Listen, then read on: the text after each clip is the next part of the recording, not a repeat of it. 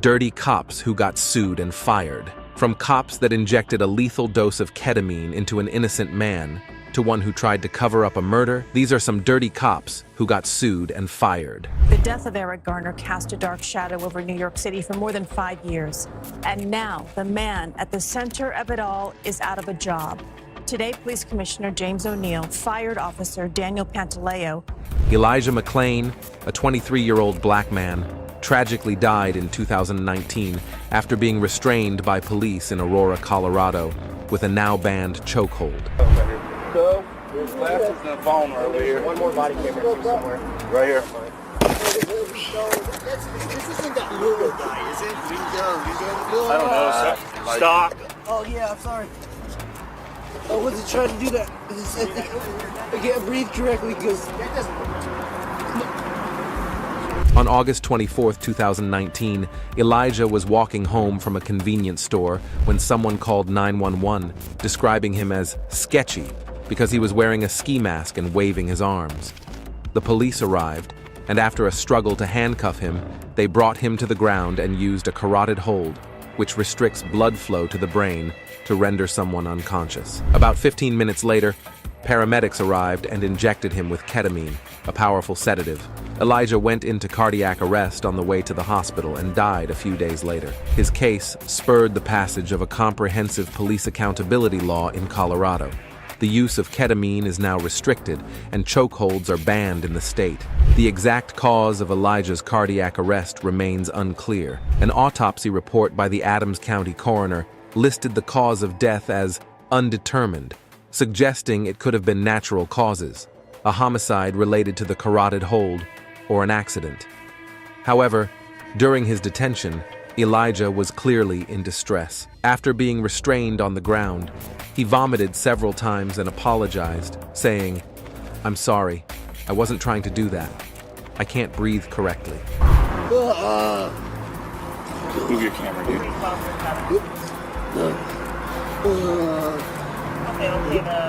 we have the gun? No, he went for his gun. Oh, my God.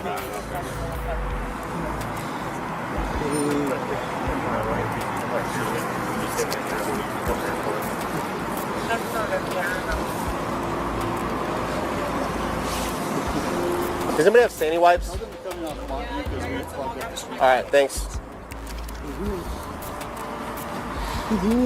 You can bend his knees a little bit so he can balance himself. He's kicking around a little bit still, so he's going to sit on. Yeah. Red case. Y'all missing your cell phone? I'm not missing mine. Are you missing yours? Yours is in the car, right? Your cell phone? What's that? Your cell phone is in the car? I think so. Is it an iPhone? With a red case? No. What kind of drugs did you take tonight? What kind of drugs did you take tonight? Yeah, I'm good, bro. You need to know, okay? Good, brother. Can you find sandy wipes for me somewhere, please? You need to know what you were taking. From anybody? Yeah, anything, please. Body camera footage showed an officer saying they had put him out with a carotid hold twice, and paramedics later gave him a therapeutic dose of ketamine. The footage captured Elijah's body going limp when he was loaded onto a gurney. Perfect. I appreciate it. Thanks. I don't know what that would be. Whatever he's Okay, on, all right. Bye. he has incredible strength. Yeah, And I had him in a bar hammer behind his back, and his arm was above his head, and he was still fighting. Is there anybody that can relieve me for a second? Yeah. Spence! Okay. Do you want to just get on for a second?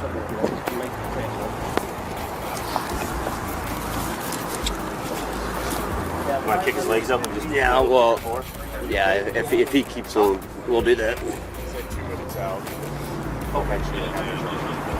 all right?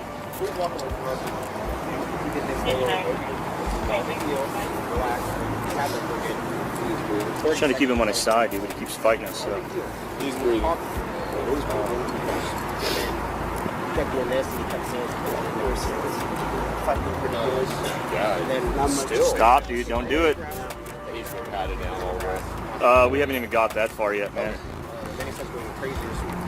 Don't worry about what He's like saying stuff and holding his arms in, and he's like, I don't know what that is.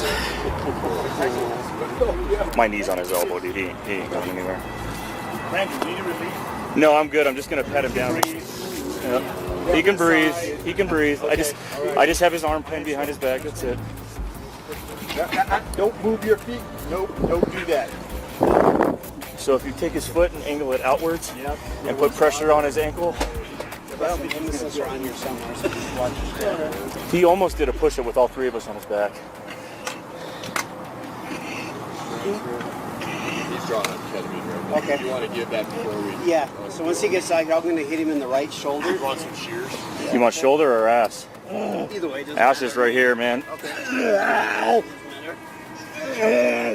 We'll give that a couple of minutes, and we'll see if that works, and then if it does, Yeah. we'll go to the bed. Raising his legs.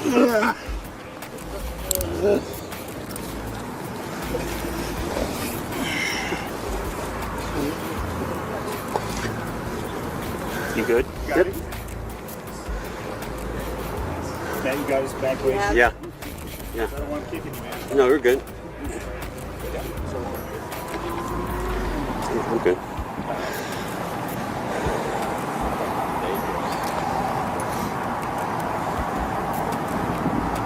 The autopsy report mentioned that multiple factors could have contributed to Elijah's death, including his chronic asthma. Mari Newman, the lawyer representing Elijah's family, emphasized that Elijah would still be alive if the police had not attacked him. She also expressed suspicion over all three officers' body cameras falling off during the incident. An independent panel investigating Elijah's death released a critical report on February 22, 2021. It faulted the officers for stopping Elijah without justification and escalating their use of force, including using the carotid hold twice.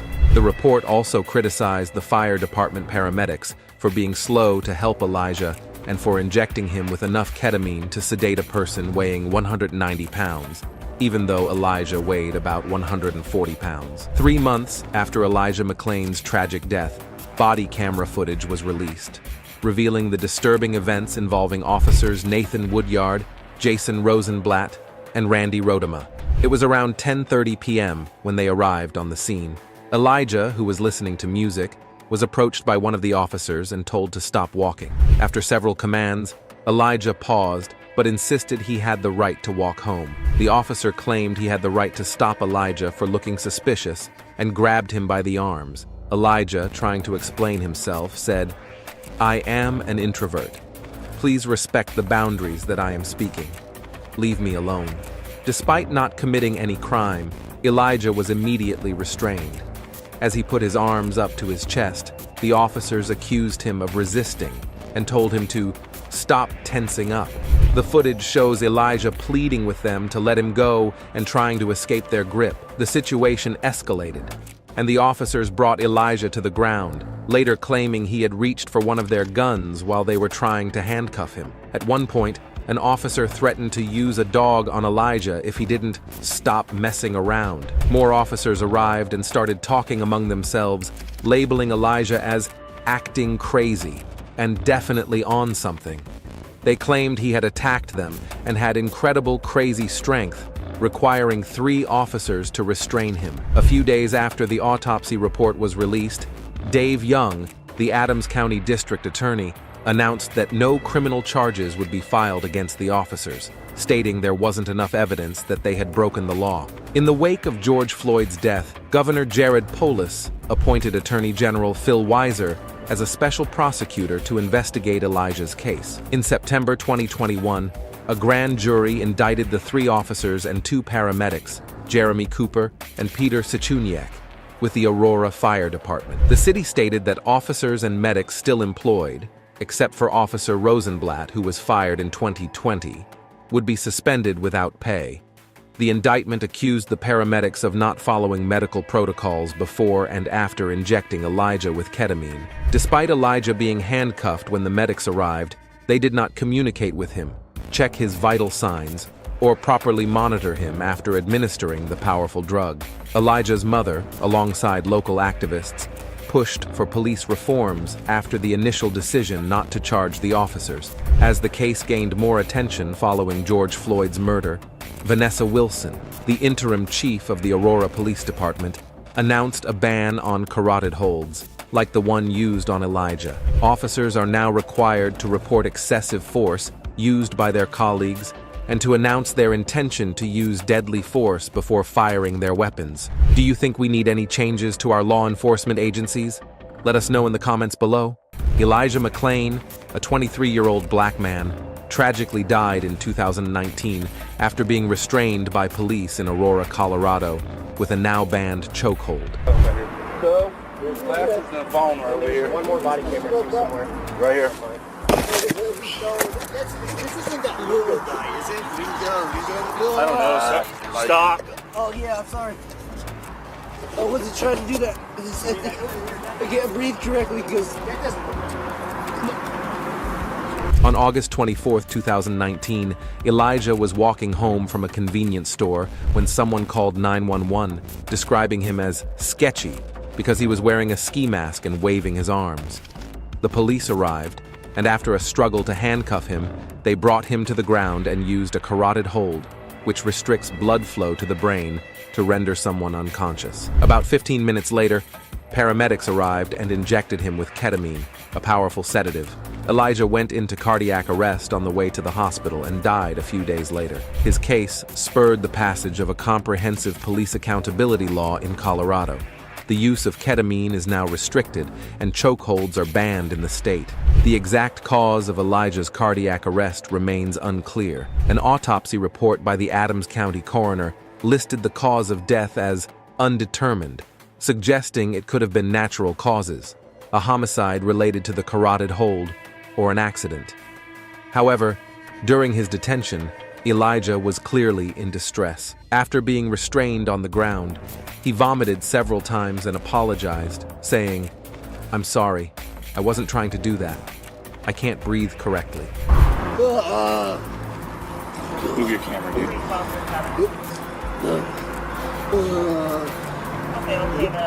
Do we have the gun? No, he went for his gun. Oh my God.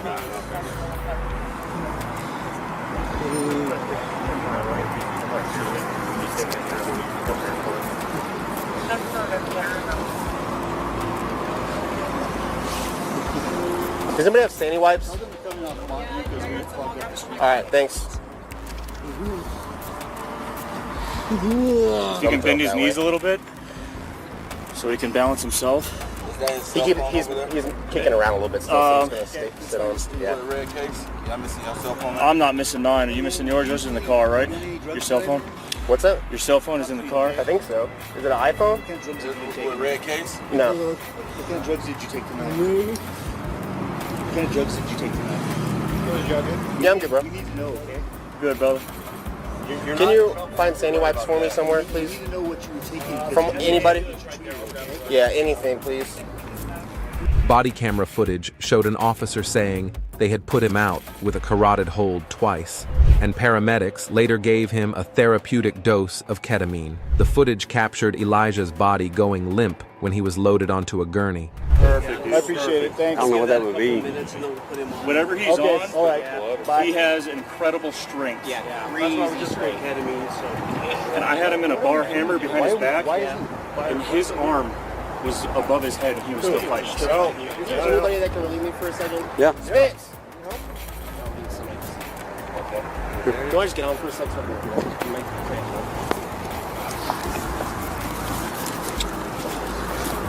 Want to kick his legs up and just... Yeah, well, yeah, if he keeps on, we'll do that. You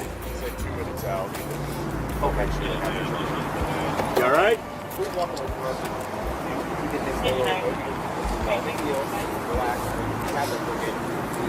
We're trying to keep him on his side, dude, but he keeps fighting us, so... He's breathing. Kept doing this, and he kept saying, fighting pretty good. Yeah, And then still. Stop, dude, don't do it. He's got it down a little bit. We haven't even got that far yet, man. Then he starts going crazy. Don't worry about what He's like saying stuff and holding his arms in, and he's like, I don't know exactly what that is. My knee's on his elbow, dude. He ain't going anywhere. Brandon, do you need relief? No, I'm good. I'm just gonna pet him down. Yep. He can breathe. He can breathe. I just have his arm pinned behind his back. That's it. Don't move your feet. Nope, don't do that. So if you take his foot and angle it outwards and put pressure on his ankle, Well, the missiles are on here somewhere, so just watch your step. He almost did a push-up with all three of us on his back. He's drawing on ketamine right now. Okay. You want to give that before we... Yeah, so once he gets out here, I'm going to hit him in the right shoulder. You want some shears?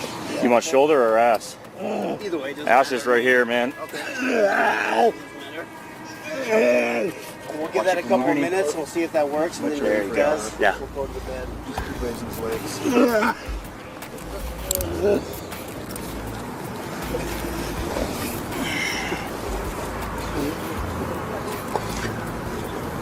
You good? Got it? Matt, you got his back weight? Yeah. I don't want to kick it, man. No, we're good. I'm good.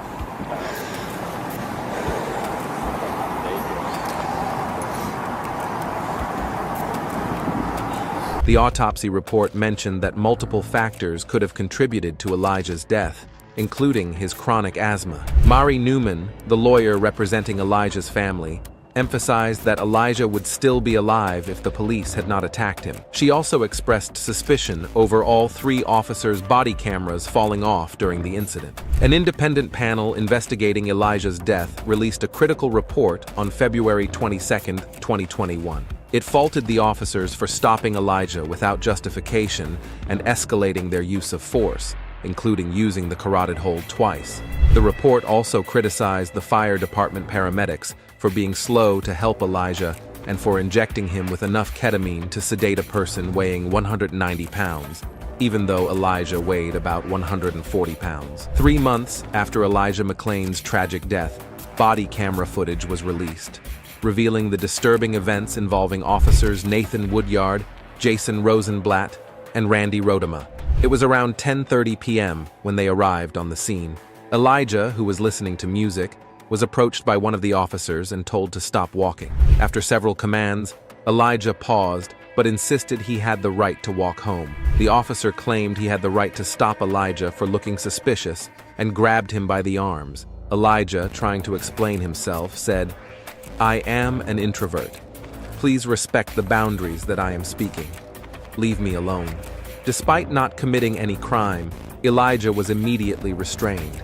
As he put his arms up to his chest, the officers accused him of resisting and told him to stop tensing up. The footage shows Elijah pleading with them to let him go and trying to escape their grip. The situation escalated, and the officers brought Elijah to the ground, later claiming he had reached for one of their guns while they were trying to handcuff him. At one point, an officer threatened to use a dog on Elijah if he didn't stop messing around. More officers arrived and started talking among themselves, labeling Elijah as acting crazy and definitely on something.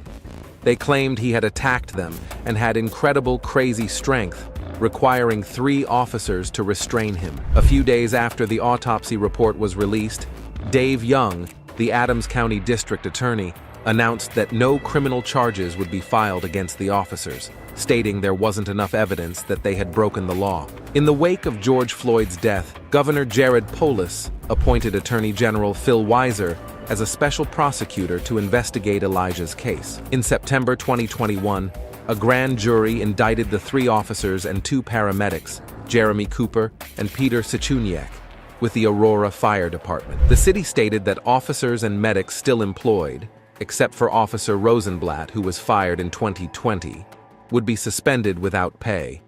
The indictment accused the paramedics of not following medical protocols before and after injecting Elijah with ketamine. Despite Elijah being handcuffed when the medics arrived, they did not communicate with him, check his vital signs, or properly monitor him after administering the powerful drug. Elijah's mother, alongside local activists, pushed for police reforms after the initial decision not to charge the officers. As the case gained more attention following George Floyd's murder, Vanessa Wilson, the interim chief of the Aurora Police Department, announced a ban on carotid holds, like the one used on Elijah. Officers are now required to report excessive force used by their colleagues and to announce their intention to use deadly force before firing their weapons. Do you think we need any changes to our law enforcement agencies? Let us know in the comments below. On February 10, 2023, in Joliet, Illinois, officers noticed a car driving the wrong way and decided to conduct a routine traffic stop. However, what initially seemed like a standard procedure quickly turned into an unexpected situation as the woman began reacting aggressively towards the officers. Do you have your insurance with you? I do via my app. All right, can I see it? Yes. I also see you were going the wrong way over there. Where? So you guys were coming out Jefferson, and then you guys turned on Center Street left. And then you guys went into Wendy's. My house. All right, just hang tight for me. Leave the window down. Put my window up. No, leave the window down. You know, man, it's not illegal. You can put my window up if you want. Leave the window down. It don't matter. It don't matter if I put my window up or down. It Yes, don't it give does. a to you. Leave the window down. We don't care. It don't matter to her. I need you to come get me because she not going to. What? No what one's broke doing me on? anything with your dog. I'm talking about my dog. No, I need my mom to come get my dog. We on Center Street and Hickory Street. I need you to come get Fifi because I'm talking to her. Why would you go to jail? I'm not talking to you, lady. The police pulled us over, and this lady on bullshit. These ladies is on bullshit. She was already reacting aggressively towards the officers before officers even asked her to stop rolling up her window. Well, don't worry about it. Girl, you know I ain't got no weapon. Step back. Thing on you, right? No, obviously not. I would have reached and yeah, I would have did your ass. I would have did your ass. All right, go ahead and step back here for me. Can you shut the door so my dog don't hop out in the f***ing traffic? Can you shut the door? Can you shut the door so my dog? Can you shut the door so my dog don't step? Can you put the window up so my dog don't step out into traffic? Can you put the window up? Can you put the window up so my dog don't step into traffic? It seems she's demanding, as if it's the officer's responsibility to handle everything instead of taking responsibility herself. Is that dumb? Like, if Remo ain't do nothing. Are y'all slow? You're driving down a one-way street. Okay, well I ain't do. Was I driving? Was I in the f***ing driver's seat? No. So, no. All right. I know. Ain't she trained good? I know. You love her, huh? I know, right? Is she trained good? Admit it. Admit it. I did this myself. Is she trained good? No, you're not putting her back there. Fifi. No. No, this ain't mine right here. She's gonna take it. Ain't nobody talking to y'all. No. Settle down with her. Don't be calling her. I'm talking to both of them. They both. Down. No. Yes. No, Fifi, you're not go in the car. I ain't going in the car. I'm opening the car doors for my dog. Ain't nobody talking to y'all. Fifi. She tries to make a mockery of the officer by pretending her dog is pulling her, as if they wouldn't notice. What's surprising is her persistent effort to justify the behavior. Ain't nobody talking to y'all. Don't touch me. Don't touch me. I ain't touching none of y'all, bro. Fifi, stop. Fifi in the fucking car, bro. These people pissing me off, bro. Down. No, ain't nobody. Calm down, bro. Don't keep touching them like this. Bro, stop touching me, bro. Stop. Y'all creeping, bro. Stop. Stop right now. Okay? Stop. Bro. Okay? Stop. 23 numbers coming over. What is wrong with these people, bro? Nobody did nothing to these people. I never did nothing to these people. Stop moving. Ain't nobody talking to you. The f. Okay, well take the phone and the dog. That's the only reason why I called you.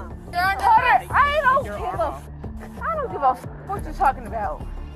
These mother tweaking. I'm talking about the females. This. Take it off. No, that's the only bitch I'm talking. I don't give a f. That's for the still both y'all. I don't give a f. Go home. I don't want you to see me like this. I want you. The only reason I called you was to take the dog. Despite her attempts to resist, she was quickly placed in handcuffs when she attempted to engage in an altercation with the officers. Throughout the situation, she was on the phone with her dad, narrating her situation moment by moment, perhaps hoping he would come and save her, despite her actions towards the officers. Stop. Let go of me. What the f y'all doing this for? Y'all bogus. Y'all just thirsty for some action. What the f is wrong with y'all? Y'all thirsty for some shit. Step in the car. Shut the f up. Get the f off me. Hey, relax. Shut the f up, ho. Get the f off me, you dumbass. Get off me. Stop. Get off Stop. me. Get off Stop. me. I Get have to off I'm gonna kick you right, yo. Get off me! I'm gonna kick you. Stop touching me, you ugly asshole! Get the fuck, yeah! Yeah! Yeah, silly! We're putting the seatbelt. Get off! I don't need a seatbelt! Yes, you do. I don't need no seatbelt! Get off of me! Stop kicking! No! Get off of me! Get away from me! You weirdo asshole! And you too! You little short ass! Had she behaved more courteously, the situation might have ended with just a ticket. However, her behavior landed her in the backseat of a patrol car, and even there, her aggression and violence didn't end. Open the door! You little ugly ass! Open the door! Open the door! Hello! Open the door! Open the door! So when I get out of jail, I can have my phone. Can you do that? Can you do that one thing for me? Can you? Can you? Okay, so go before she pull off. Can you do that one thing, please? Can you do that? So go, I don't want to hear nothing from you. Can you do that one thing for me? And my cuffs is too tight. No, I don't give a what you gotta say. I don't give a. Can you do what I gotta say? Can you do what the I gotta say? No, it's with my bag. Later, she was charged with aggravated battery on a police officer and resisting arrest. If only she hadn't behaved so poorly, things could have proceeded much more smoothly. On November 3, 2023, while patrolling in Ohio, an officer's attention was caught by a Ford Explorer SUV making an illegal turn, causing the officer to brake suddenly. When the vehicle came to a halt, the female driver, daughter of an ex-law enforcement officer, persistently made excuses, asserting her perceived rightness in the situation. Hello. So the reason why I stopped, you made that right turn from Pearl to Bagley. You made it at the red light, and I'm not sure if you realized, but you almost struck me. I apologize. No, I did not. Okay. You got driver's license on you? I actually don't have anything on. I was going up to work. I didn't bring anything with me today. No big deal. Just take down your info. Yeah, you're supposed to treat it. Well, that right there, you can't even make a right turn at this time, at the red light. I started working at this office, so I'm not really used to this area right now. I'm so sorry. Despite the officer's efforts to explain the situation, she couldn't recall making an illegal turn. And to make matters worse, she didn't even have her driver's license with her. So where are you heading right now? I'm going back home. I live out there, so I'm heading back home. Where's your job at? It's up right there. So, it's in there. Is there anything illegal inside this vehicle? Who smokes weed in here? It's just my car. It's just my car. So nothing illegal? Can I look inside? Again, I apologize. I was just heading home. Like, I really didn't know that I can't turn red there. I'm 100% aware of it now. So the reason why I'm asking is because I do smell weed. I apologize. And I really didn't mean to. Like, I had no idea. I'll be super aware of that intersection from now on. I'll be way more cautious. Do me a favor, because we're going to cause traffic back up here. Can you just pull into that street right here? I'll just make a right. Sure. As the officer detected the odor of weed, he requested permission to search the vehicle, but she flatly rejected the request. However, that wouldn't deter the officer from carrying out his duty. Step out. Huh? Please come here. I have not written you anything. I know, I'm just trying to be... I also know my rights, and I don't think I have to. You do. So don't make it hard. I really, please. I just want to go home. I'm asking you to step out nicely. Just go home. I'm asking you to step out nicely. Can you get your name and badge number? It's Officer Nasser, 732. Come on out. She outright refused to step out of the vehicle, and to add to the situation, she demanded the officer's name and badge number. But wait till you'll find out the reason for such inquiry. Okay, so now what? I'm not comfortable with you searching the vehicle. My dad's not far, and asking him to come here and help out as well. Okay, well, I can smell the marijuana too as I'm up here. And so... It's not a crime. It is. So if an officer tells you you have to step out of the vehicle, you have to step out of the vehicle. That's a lawful order, okay? So... That's not true. I'm being very nice and patient. Oh, yeah. If you comply with me, I'll give you whatever you want. But right now... I'm not going to comply with anything that I don't know if you're an actual officer of the law until you give me your name and badge number, sir. Oh, are you a sovereign citizen? I would Is that like to know your name and badge number. Patrolman Venus badge 722? Okay. Thank you. I appreciate Okay. that. So you've been given a lawful order to exit the vehicle 3 times by me. Okay. This is the first time technically you've actually asked me. Okay. So, Can you please exit the vehicle? I would like to wait. Can you please exit the vehicle? I would like to wait. She rolled up her window and refused to comply with the officer's orders, insisting that her dad was on his way to assist her. Please step out of the vehicle. I would still like to wait. Okay. If you continue this, you're going to be arrested for obstruction. Okay? And that would be an unlawful arrest, and you can deal with that in court. Good luck with that in court. Okay. Yeah, so listen, I'm going to tell you, if you do not comply, if you do not get out within the next 30 seconds, I'm breaking this window and you're being drug out. Do you understand that? Do you understand that? If you do not comply, I've given a lawful order for you to exit the vehicle 10 times. If you do not comply within 30 seconds, I will break the windshield and drag you out of the car. Do you understand that? I don't think I can make that any more clear to you. You must exit the vehicle. Okay? You can post this, you can think you're cool, posting it on the internet. You are wrong. You are wrong. Okay? So you must exit the vehicle. You can peacefully exit the vehicle. Since she refused to comply with any of the officer's orders, there was no alternative left but to take further action. You can please show up here. Okay, I'm gonna break the window if you do not exit the vehicle. Officer, I need a supervisor here before you take those kind of extreme measures. Ready? There's no, sir, please. I need a supervisor on the scene. Officer, I need a supervisor on the scene. I need a supervisor on the scene. Yeah, we got one. I need a supervisor on the scene. Hands behind your back right now. Hands behind your back right now. Stop resisting. Stop resisting. Stop resisting.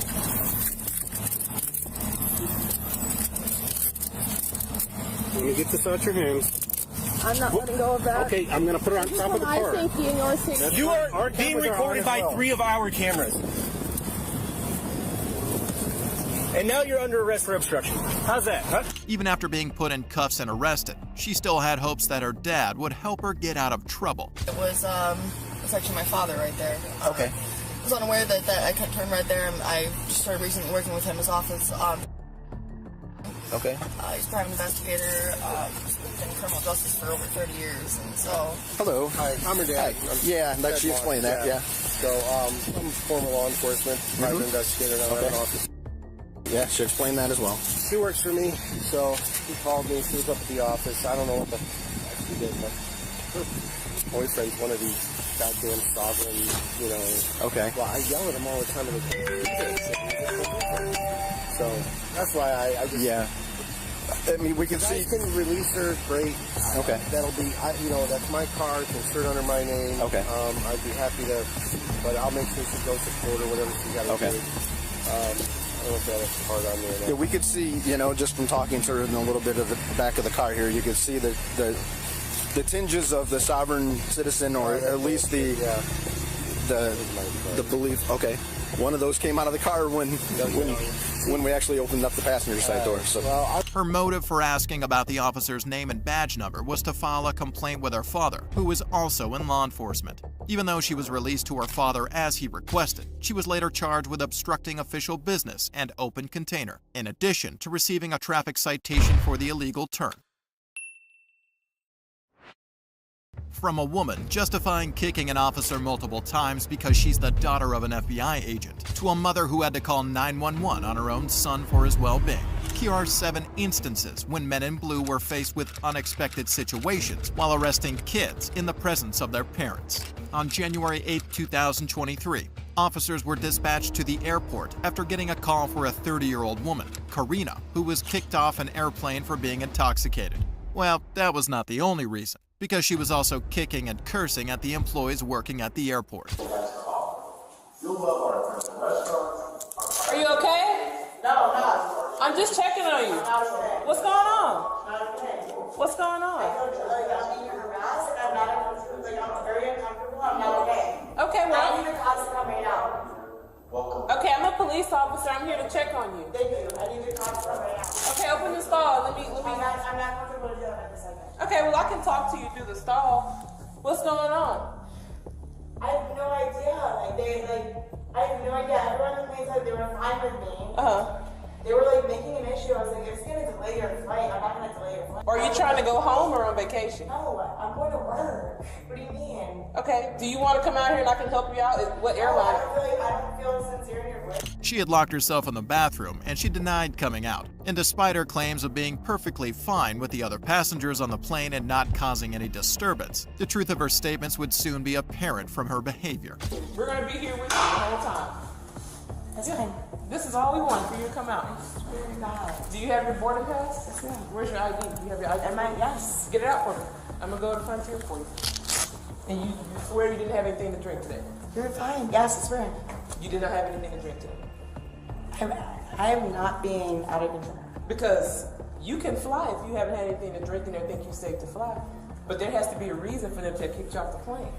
So just be honest. Just be honest. Yeah, let's just go out here. Just be honest. It seems the officers genuinely had her best interests at heart, suggesting she could still board the plane if she wasn't intoxicated. And to be honest, it doesn't seem like she may have had a few drinks. Did you have anything to drink today? Is that against the law? No, that's Do I what need I'm a lawyer? asking. No. I'm gonna call a lawyer. For what? Before I answer any more questions, I'm gonna call a lawyer. Did you have anything to eat today? I'm gonna call a lawyer. Before Did I you have answer anything any to more eat? questions, I'm gonna call a lawyer. Did you have anything to eat today? I'm gonna call a lawyer. Have you eaten today? Talk to my lawyer about it. Yes, so she was screaming, kicking. No idea. I'm ready when all you're day. We literally. Okay, Miss Karina. Please don't touch me if you don't have a reason to. Okay, I have a reason to, okay? I'm arrested? Yes, you're going to be arrested for public intoxication, okay? Take your backpack off. Yep, and the reason is because I talked to the airline and they said that you were kicking and screaming and causing a disturbance. I'm not doing any of that. Wait, no, I want to Take your witness. backpack off. Okay, it's all being recorded. Just take your backpack off, okay? Are you serious? Take your backpack off. No, I'm not doing that. Okay, will you I'm calling my dad. I'm calling my dad. No, I'm calling my dad. Yeah, no, calm down. Pull your backpack off. Calm down. He's the lieutenant. Calm down. No. No. She asks officers to call her dad, who she claims to be a lieutenant, thinking using father's position as leverage would really get her out of the trouble she had found herself in.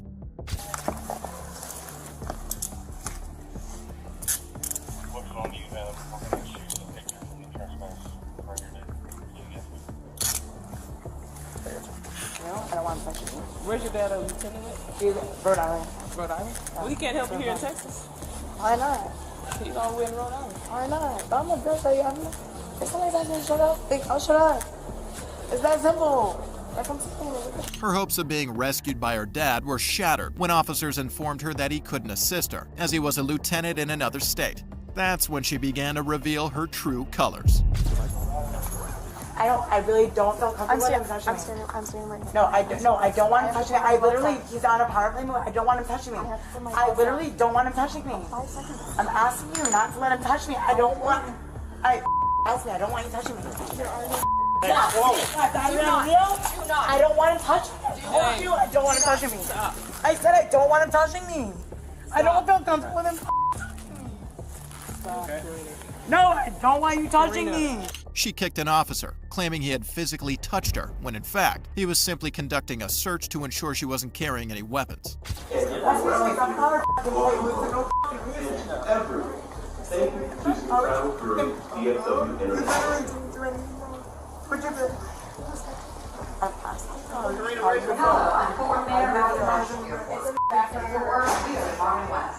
You can discover world-class art at the Kizlar Museum or swing by Sunday Square to enjoy a wide array of contemporary. What's that?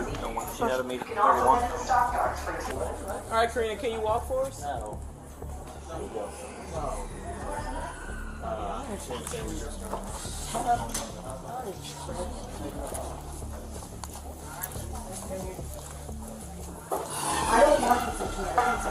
Seriously, no.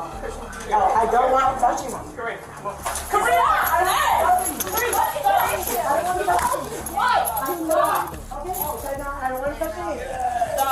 I said I don't want him touching me. What don't you understand? What don't you understand? Do not kick the officer. Do not kick an officer. Okay, so I have female officers that escort me like ass. That's a simple. Do not kick an officer. Okay, I don't want him touching me. Do you understand? No, he touched me inappropriately. Do you understand? No, he touched me. Is she here? Call my lawyer. Get my lawyer. Get my lawyer. He touched me inappropriately. I don't want him touching me here. You're touching me on my ass. You're touching my ass right now. No. Bro. Do not kick an officer. No, I don't give a f. Get my lawyer. After kicking the officer once again, The officers firmly warned her that if she repeated such behavior, nobody could prevent her from being taken to jail. All right, Karina, so we're going to come in here, okay? No. Yeah, you're going to get out the car for me so we can search you inside. And then you'll be able to call your father. All right? Obviously, like, he's already here. He already has my GPS.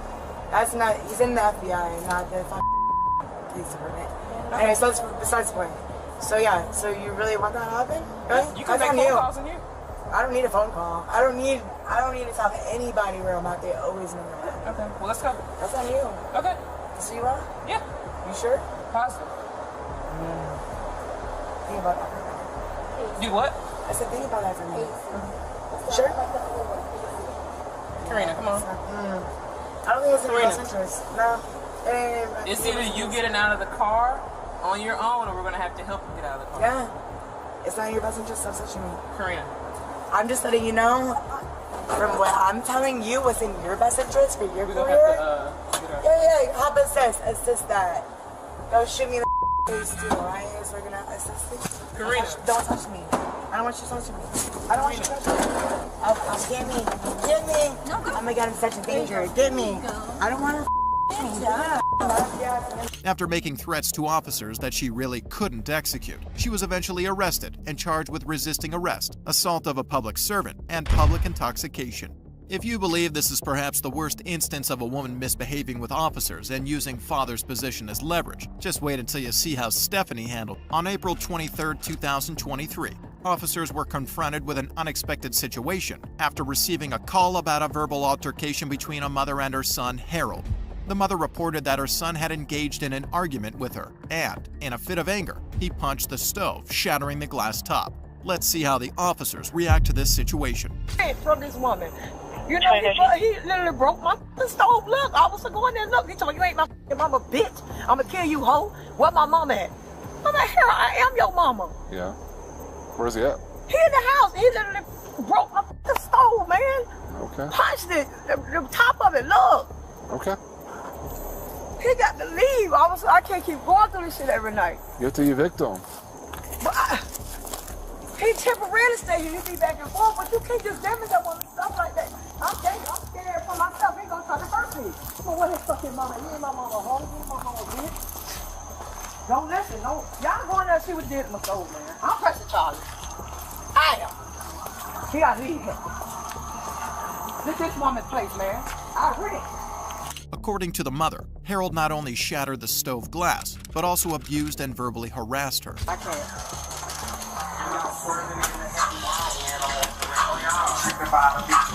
What's up, Harold? My bad, man. I was just wrapping this I ain't gotta shut no door. Come on, one. You gotta do that. Harold, come outside. I'm finna come outside. Come on, now. You don't gotta do that, man. Harold, go out there. No, let him in. What you talking about? Let him in for what? Let him in for what? No, I'm a bitch. I'm a hoe. I ain't your mom. I ain't calling you no bitch and no hoe, Hey, no. Harold. I ain't do nothing, man. Come outside. Hold on, sir. Stop, put that down. Stop. Hold Harold. on. Hold on. Hey. Harold. Hey. Stop. Stop. Don't. Come outside. Get on the ground. At this point, officers were being quite accommodating to Harold, yet he continued to exaggerate the situation without any apparent cause. On the ground. Get on the ground, Harold. What I did. What y'all taking me for?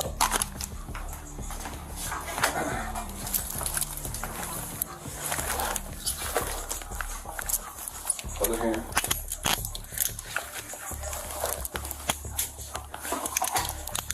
What did you use Harold's detaining? What y'all came to my house for? What I did? Your mom let us in. What she let y'all in for? Stay right there. What did you put in? So you finna press charge on me? I don't have nothing on me at all. Stay away from that table. I sure am. Ma'am. That's stuff that she has. Ma'am. Hell. Ma'am, can you just wait outside for us? Yeah, I'm in the house. How? Can you just wait outside for You us? gotta be always calling me. Stop doing that. Stop doing that. Stop doing that. Even though he was placed in cuffs, it was evident that his mom was extremely angry with him for what he had done. I told them, I don't got nothing on me. What, you trying to touch my ass? Please do not rape me. I'm telling you, I'm gonna press charges. Do not rape me. I just told you I ain't do nothing. I don't got nothing on me. You're not finna see my ass cheeks. That's what you're not gonna do now. Now you can let me out these hands because I ain't do nothing. I'm gonna pull your pants up for you. I'm finna pull it up myself. You don't gotta touch me. Please do not touch me. You just tried to rape me. You just tried to rape me now. You just tried to rape. I just told you I don't got nothing in my pockets. I'm not gonna let you rape me. That's just my ID card. That's just my ID card, sir. It's funny that he allegedly expressed that he was going to press charges on the officers because he tried to sexually assault him. What are you doing? Ain't nothing going on. I ain't going nowhere. What are they doing? I'm not Hey, Robo. She ain't press charge on me. None of that stuff is not mine. What are you talking about? Y'all just come to people's house. Come on now. Talking about drugs. There ain't no drugs in here. How you gonna tell us my stuff? Can you just stay out of the house until we get back? Hold on a second. No, I'm not lying because I don't know, Harold. We thought it was weed, but clearly it ain't that. Man, they let people smoke weed and stuff, You can smoke weed. You can. But that's it. That was weed. So basically, I just got the window up because I wasn't sure if he got anything else on him. Is he hiding? We think he did Molly. Molly? Yeah. This is pretty consistent with that. No, because I just came yesterday. It's fine. It appears that the officers discovered an illegal substance in his room, and his mom also acknowledged that he does indeed smoke illegal substances, as he was not being himself throughout the incident. So I am letting you know that you are being placed under arrest for the possession of narcotics, drug paraphernalia, resisting arrest, and tampering with evidence. 50. We know you don't papers like her. We don't want to see you go to jail. We want to see you do better. You and Kaya. So get better and stop doing drugs, for real. You want to come live with me? Good, because I'm going to show. Oh my God, look at him. I told you they done sent him to the state hospital because he was just that fucked up. I love you. All right, come on. Say it back. You don't love me? I don't want to talk. Who talking to you? What's my name? What's my name? All right, too, I'm gonna go. You not even yourself. I love you, bro. His mother's concern for his well-being was evident, and handing him over to the officer was likely the best solution, considering he persisted in drug use. Nevertheless, Harold was arrested on charges of possession of narcotics, drug paraphernalia, resisting arrest, and tampering with evidence. It's unfortunate to see kids engaging in illegal activities at a young age, and having to face their mothers in such situations is saddening. On January 21, 2023, several officers were dispatched to a local club in response to reports of a disturbance caused by a man named Graham. According to bystanders, Trent was repeatedly grabbing a woman's backpack, causing her to feel uncomfortable. But he keeps grabbing in that backpack. Well, he doesn't have shit. If he does, he's gonna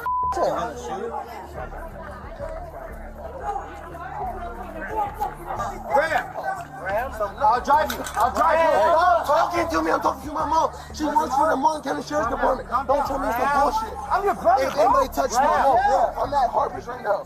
And Eric's trying to get under arrest. Stop touching me. I'm talking to my mom. She works for the Sheriff's Department. Graham, come here, bro. Graham. Hey. I'm not gonna kill you again. Stop walking. Sagari, do you know who the f I am? I know who you are. Can I take care of him? Can I take care of him? Please give him a breath. Please give him a breath. Can I take care of him? I got him. When officers arrived at the scene, they encountered a large crowd engaged in a verbal altercation. Some bystanders appeared to be trying to intervene and calm Graham down to defuse the situation. Back up.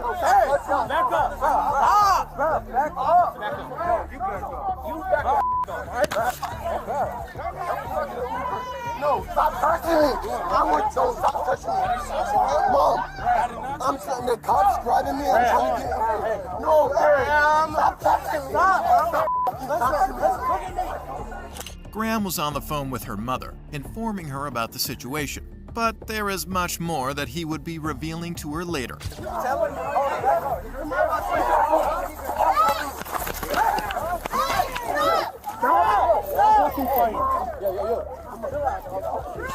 only one to talk to his mom, I swear to God. He's just trying to talk to his mom. This way, bro. I'm just talking to him. Back the f*** up. Everyone back up. Take your boyfriend back the f*** up. Get your hands off. I won't walk away. I'm gonna walk away. No, you try to grab me, mister. Walk away. I'm gonna shoot it. We'll find your shoe. Walk over here. Hey, your shoe's right here.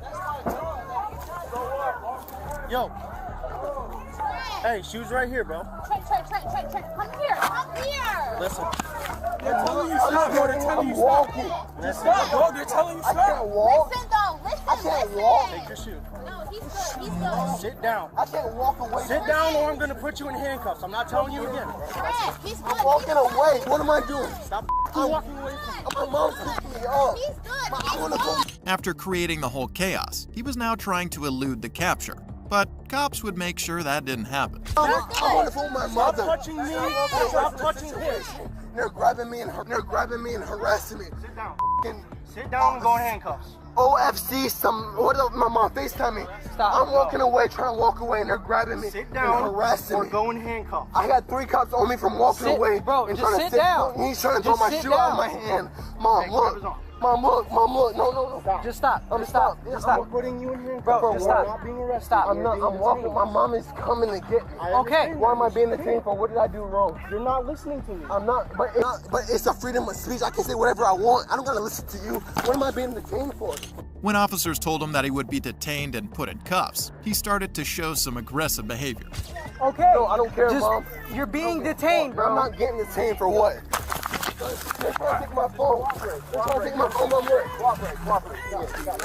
Listen, you're right. No. We're going, Mom, but hurry up, because they're not going to take me now. Yeah. I'm at Hartford. No. I'm at Hartford. Yeah. Okay, I'm down. I'm down. Look. Get on your back. Get on your back. Hey, look. Get on your back. Four people. Relax. It takes 4. Now look, dude. It takes 4. Give me your arm. Hey, Mom. Look, Mom. I got 5 cops on me trying to give me your arm. Save me. Speak my mind. Freedom of speech. I didn't know nothing. Hey, listen. Relax. On the phone. They cannot get my phone. They can't take it. Nope. Pull your arm out. Relax. They're not gonna take my phone. Stop resisting. I'm gonna hold that shit to the death I die. Don't care to my mom. You can tase me. I'm gonna. Hey,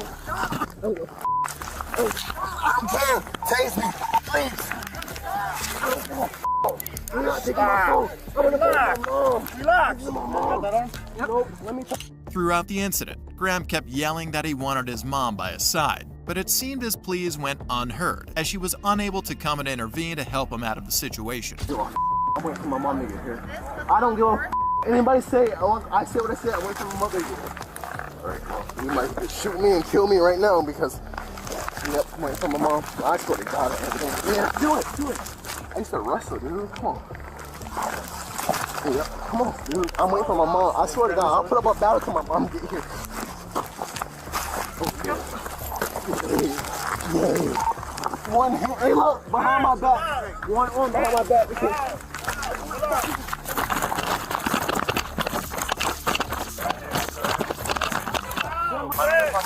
When my mom get here, I said I'm waiting for my mom.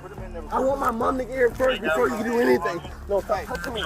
He continued to resist the officers' attempts to get him to sit in the patrol car, all the while persistently asking for his mother to be with him until the officers took further action. She's coming. She works for the Martin County Sheriff's Department. Wait till my mom get here. You can talk to her. I don't care. I'm not getting any car around the fight. I don't care, dude. I don't give a fuck what you say. Okay. I have a freedom of speech wherever I sit. Where am I sitting?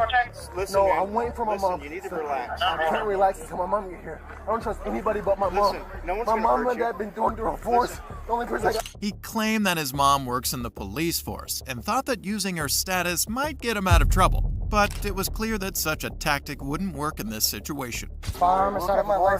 He had a what? A firearm inside the bar. No, I didn't. How do you know I had it? Hey, how do you know I had it inside the bar? Prove it. They can't have a dad. I don't have a dad. Okay. I look up to my mother, and she works for the Martin County Sheriff's Department. Once she get here, she's on her way. I'll have her yes, come over here. I'm not gonna sit in no cop car because I'm not that type of person. What did I do? Can you please tell me what I did? You're gonna have to have a seat. But you guys have to have a seat, bro.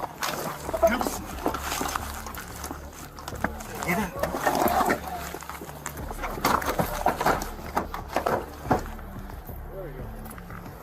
Even after being finally placed in the car following all the chaos he caused, he continued to cry uncontrollably inside the car. I can't. Help! Help! Help! Help! Help! Oh, my wrist. My wrist is hurting so bad. I don't care. My wrist is hurting. He's making me feel pain in the back seat. My wrist is fucking suffocating. No, I don't care. I will kill myself in the back seat. I don't care. I'll take my fucking life. I don't give a fuck. Ow! Graham was later arrested and charged with carrying a concealed weapon firearm, resisting arrest, and possession of a controlled substance.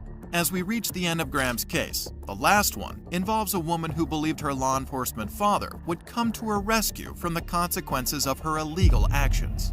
10 years ago, near the bustling Staten Island ferry terminal on a sweltering July 17th, Eric Garner found himself in a tense struggle with NYPD officers. His alleged crime: selling untaxed cigarettes, known as Lucy's. Among the officers was Daniel Pantaleo, whose attempt to restrain the 43-year-old led to a fatal outcome: a chokehold that ended Garner's life. In his final moments, Garner's desperate cry, "I can't breathe," echoed through the air, resonating far beyond that Staten Island sidewalk. It became a rallying call for the burgeoning Black Lives Matter movement that swept across the nation in 2014. Months later, a Staten Island grand jury's decision not to indict Pantaleo sparked outrage and ignited widespread protests against both the NYPD and then New York City Mayor Bill de Blasio. Overnight, hundreds of people pouring into New York's Times Square to protest the grand jury's stunning decision. In Grand Central Terminal, hundreds more laying down on the floor in what they called a die-in. Others laying down on a New York City highway. This is stupid! Police officers arresting dozens, forearm around Garner's throat, and wrestling him to the ground. Garner, a father of 6, pronounced dead at a nearby hospital just minutes later. Despite a prolonged federal investigation that yielded no charges, the city's Civilian Complaint Review Board pressed forward. Finally, in August 2019, NYPD Commissioner James O'Neill made the decision to fire Pantaleo, a move met with mixed reactions, intensifying tensions within law enforcement ranks and the community alike.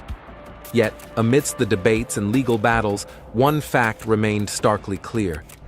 Pantaleo was not the sole officer implicated in Garner's tragic death, as Ramsey Orta's widely circulated cell phone footage vividly captured.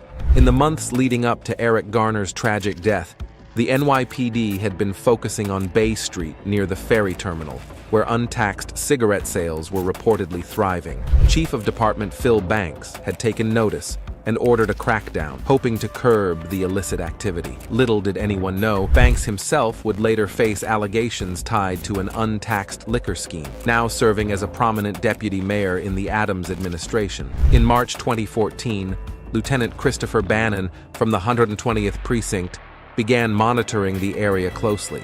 Over the next few months, Garner, a familiar face to law enforcement due to previous arrests for selling Lucy's, was apprehended twice for the minor offense.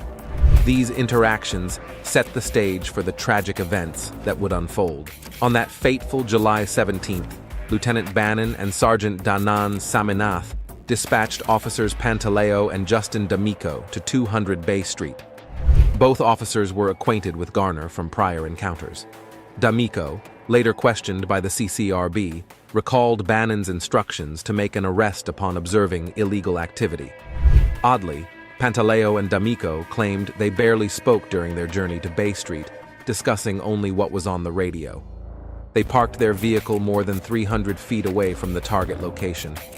From this distance, D'Amico insisted he witnessed Garner conducting a transaction involving Lucy's, while Pantaleo argued his view was obstructed by a nearby vehicle. When confronted, Garner expressed frustration, declaring he was tired of being harassed. "I'm tired of it. This stops today." Backup was called, and it was Pantaleo who initiated the fatal encounter. In a span of about 10 seconds, he applied a chokehold on Garner, who pleaded, "I can't breathe," 11 times. Even after Garner was handcuffed by D'Amico and other uniformed officers, Pantaleo maintained his hold. claiming he needed to prevent Garner from biting. The incident, captured on video and widely circulated, sparked outrage and demands for sweeping changes in law enforcement practices. As Garner lay motionless, none of the officers rushed to his aid. Later, D'Amico would claim he thought Garner was feigning unconsciousness, a stance that would fuel further controversy. Both Pantaleo and D'Amico admitted they chose not to use pepper spray, fearing it would affect each other. D'Amico also insisted he never heard Garner plead, "I can't breathe." At the chaotic scene, Pantaleo insisted to Sergeant Saminath that he had witnessed Garner selling a single cigarette, and instead of using a chokehold, he had simply pulled Garner down by his shirt, a statement that would later be contradicted by evidence. In the immediate aftermath, Sergeant Saminath texted Lieutenant Bannon that Pantaleo and D'Amico had approached Garner to make an arrest, claiming Garner had resisted and possibly gone into cardiac arrest, potentially dead on arrival. They saw him selling a Lucy, Saminath's text continued. But when Garner resisted, Danny tried to grab him and they both fell. Not a big deal. Lieutenant Bannon callously responded to Saminath's distorted account, insisting they were simply effecting a lawful arrest. This statement would later cause outrage during the 2019 departmental trial. After leaving the scene, D'Amico returned to the precinct and filed inaccurate paperwork, falsely claiming no force had been used. Following the viral spread of Ramsey Orta's cell phone video, Pix11 reported disparities between police reports and statements from Sergeant Saminath and Sergeant Kizzy Adonis, who had expressed doubts about the severity of Garner's condition. Adonis faced disciplinary action for failure to supervise, losing 20 vacation days, while Saminath faced no charges. Officers Mark Ramos and Craig Furlani, who assisted in restraining Garner, also escaped penalties. One man who didn't completely escape punishment, though, was Daniel Pantaleo.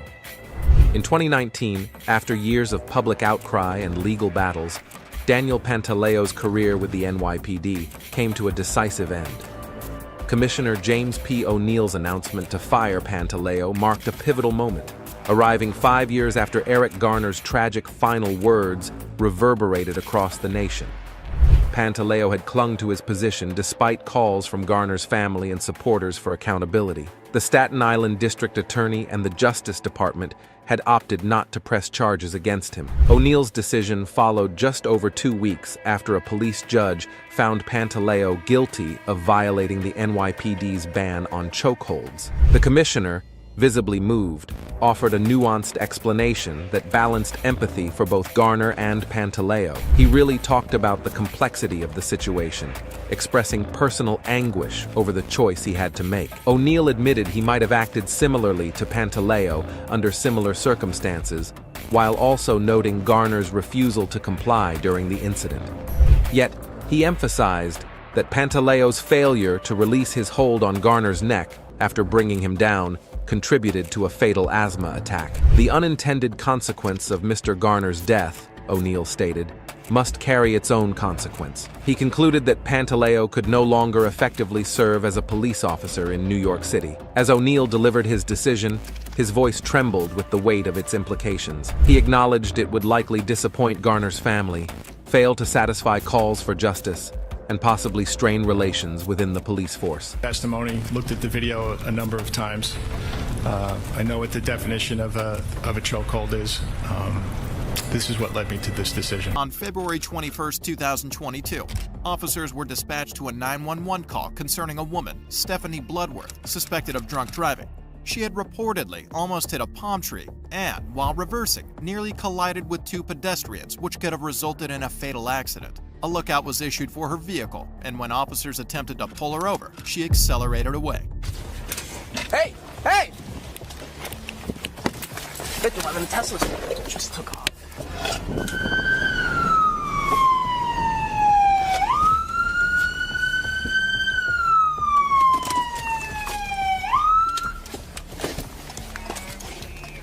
Turn off the vehicle! Hands out of the window! Why are you running from me? Why are you running? Don't get out of the, stay in the vehicle right now. Just stay there for now. Why are you...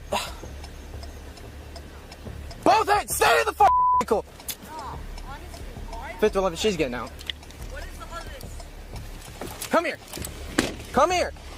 Stand in front of... The officers kept yelling at her to stay in the car, but she didn't comply with any of it. And what she does after that is utterly shocking. Stand in front of my vehicle right now. Right now. Ma'am! Sorry, what are you accusing me of? Ma'am? Yeah. You need to come over here right now. Why? Because I'm telling you to. You're running from me. I did not. I'm right here. Yeah. Now you are. You need to get over here. She didn't seem interested in obeying the officer's orders at all. And what she does after that will surely blow your mind. Around! For what? 511, she's refusing to comply. Hey! Get out of the vehicle. You got me up, bro. I own this. Actively resisting. Get out of the Get out of the vehicle! She's taking off!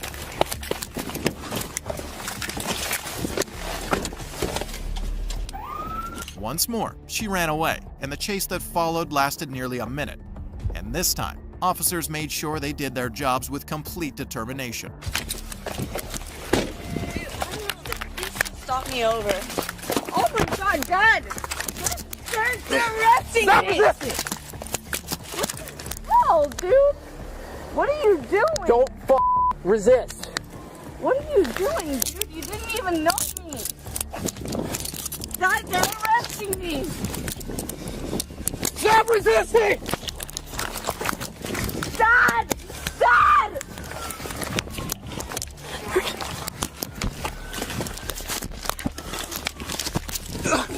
Get on your... Dad! They have me on the floor! Dad! Dad! I don't know what I did! What am I doing? Why are you doing this? One detained. Why are you doing... Not only did she run away twice, but she also kept resisting arrest. It's quite surprising that even after she was caught, her being violent was inevitable. Hey! Hey! You are not gonna kick me. This is not okay. Get your leg over here and turn over. April, she's actively fighting still. After they put her in handcuffs, she kept asking why she was being detained and crying out for her dad without stopping. And she really thought her daddy would come and save her. Oh my dad! No, listen. No, I need my dad here before you do anything to me. No, that's not how this works. You're 24 years old. Turn around. I don't care. That was an adrenaline rush. I didn't do anything wrong, and I need my dad here. So can we even do a DUI investigation? You don't need your dad. You're an adult. I didn't do anything wrong, so why are they doing this? Play stupid games, win stupid prizes. We have an RP that said she was intoxicated. I find her parked right here. I put my spotlight trying to walk up to her. She sees me. Did you think it does? No. Takes off. I throw my lights and she's going like 60, swerving between running stop signs. And then she gets out of the vehicle. I have her taser point. I'm telling her like, just stay there. She gets out, and then she runs back in the vehicle, rolls up the window, and then takes off flying even faster, like 80 miles an hour. Who are you? However, to confirm if she was DWI, officers asked her to undergo sobriety tests, to which she replied, You're not taking her out of hand. She's gonna fight. Ma'am. I'm not under the influence. Listen, dude, my do you... I have 3 houses here. I suspect that you are under the influence. I was just in one of them. Do you want to participate in standard field sobriety exercises to dispel my belief that you're driving under the influence? Yes, of course I'm not. I'm not driving. Ma'am, you need to listen to me. I've been clean for 3 years. I've been clean for 3 years. Okay. I don't know why this is happening to me.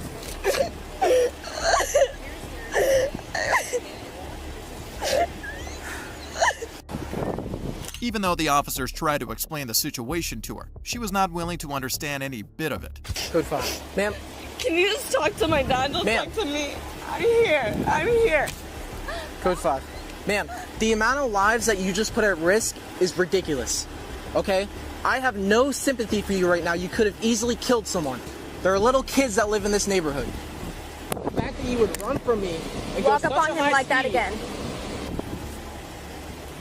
You do not know how lucky you are you didn't kill someone. That's how you got your empathy, right? All right, I don't know if we can do him if she's resisting. Yeah, no. Dad! Debbie!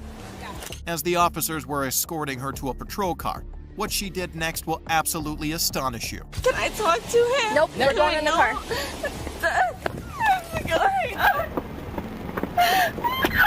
Get in. I don't know. Get in! Get in!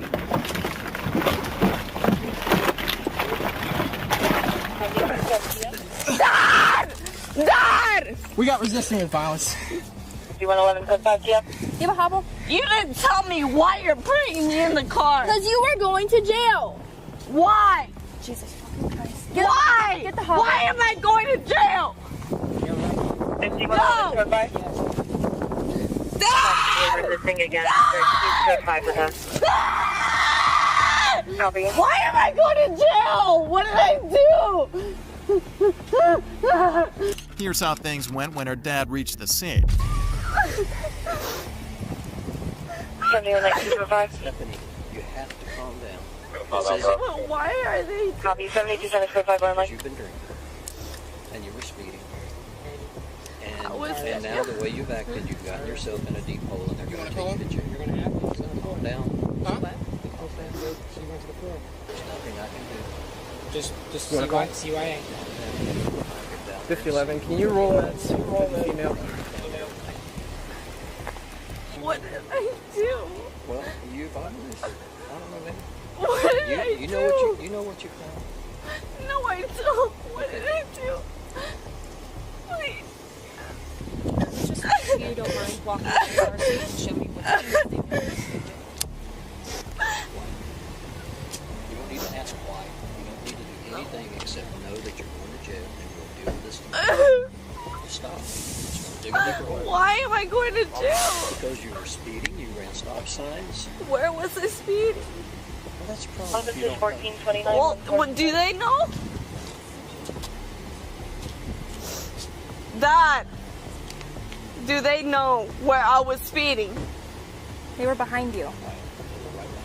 Had she only acted more like her dad, she might have avoided facing charges for resisting an officer, fleeing from police, DUI, and a moving traffic violation for reckless driving. She posted bonds for 3 of the charges, including resisting an officer, fleeing from police, and DUI.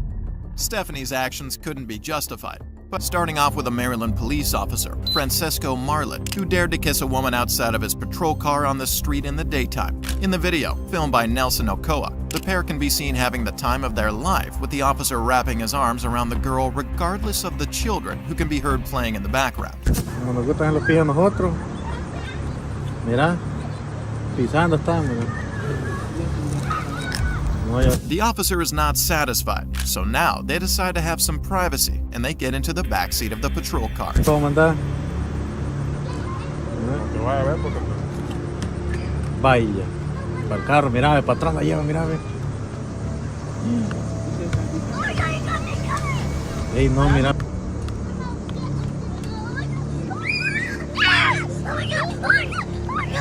Ey, yo. Quítate, man, ¿verdad? Quítate. Ey, yo. The video quickly went viral on TikTok, causing the Prince George's County Police Department to suspend the officer as they continue to investigate the matter. He will definitely know his responsibility better than ever. Despite the unprofessionalism, this looked consensual, but the next cop is about to abuse his power in an unexpected way. On the morning of April 4th, 2015, at around 9:30 a.m., Officer Michael Slager stopped a man named Walter Scott in the parking lot of an auto parts store on Remount Road. Scott was driving a 1991 Mercedes with a broken third brake light, and according to his brother, he was on his way to the store for repairs. The dash cam footage from Slager's patrol car shows the officer approaching Scott's vehicle, having a brief conversation with him, and then returning to his patrol car. Suddenly, Scott exited his car and began to run, prompting Slager to chase him on foot. The pursuit led them into a lot behind a pawn shop on Rivers Avenue, where a physical struggle ensued. During the altercation, Slager deployed his taser, striking Scott. Despite this, Scott managed to flee, and Slager drew his .45 caliber Glock 21 handgun, firing 8 shots at Scott from behind. Scott was struck 5 times, 3 in the back, once in the upper buttocks, and once in the ear. Forensic pathologist Lee Marie Tormos later testified that the fatal shot entered Scott's back, piercing his lungs and heart.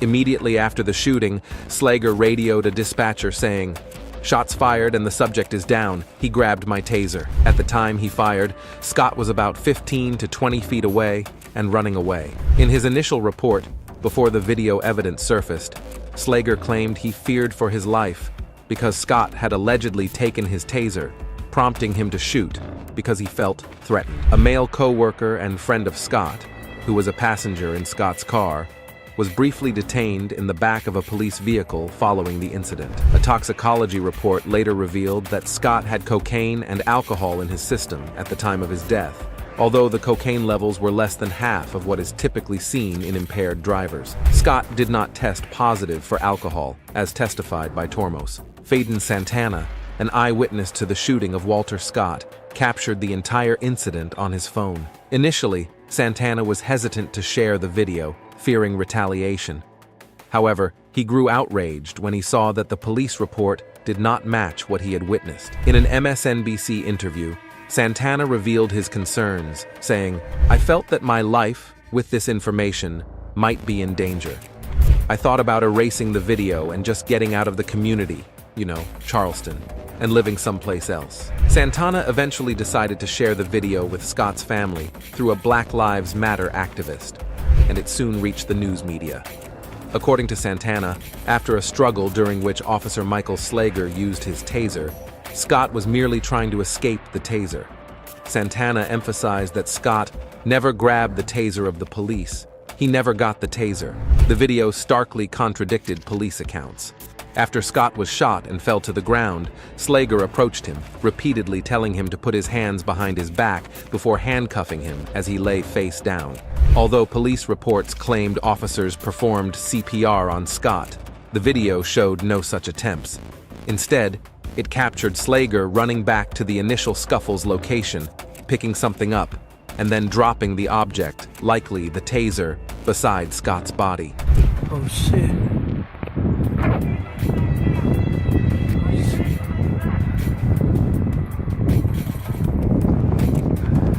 Shit.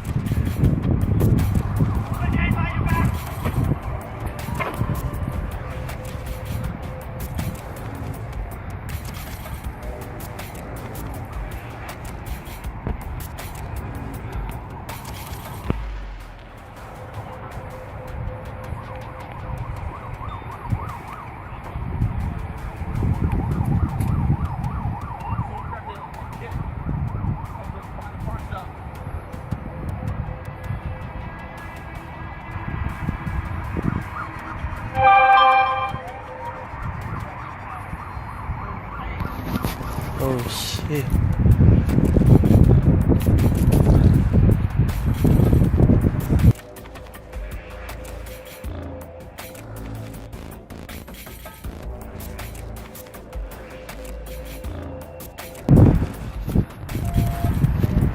Another officer, Clarence W. Habersham Jr., also appeared in the video.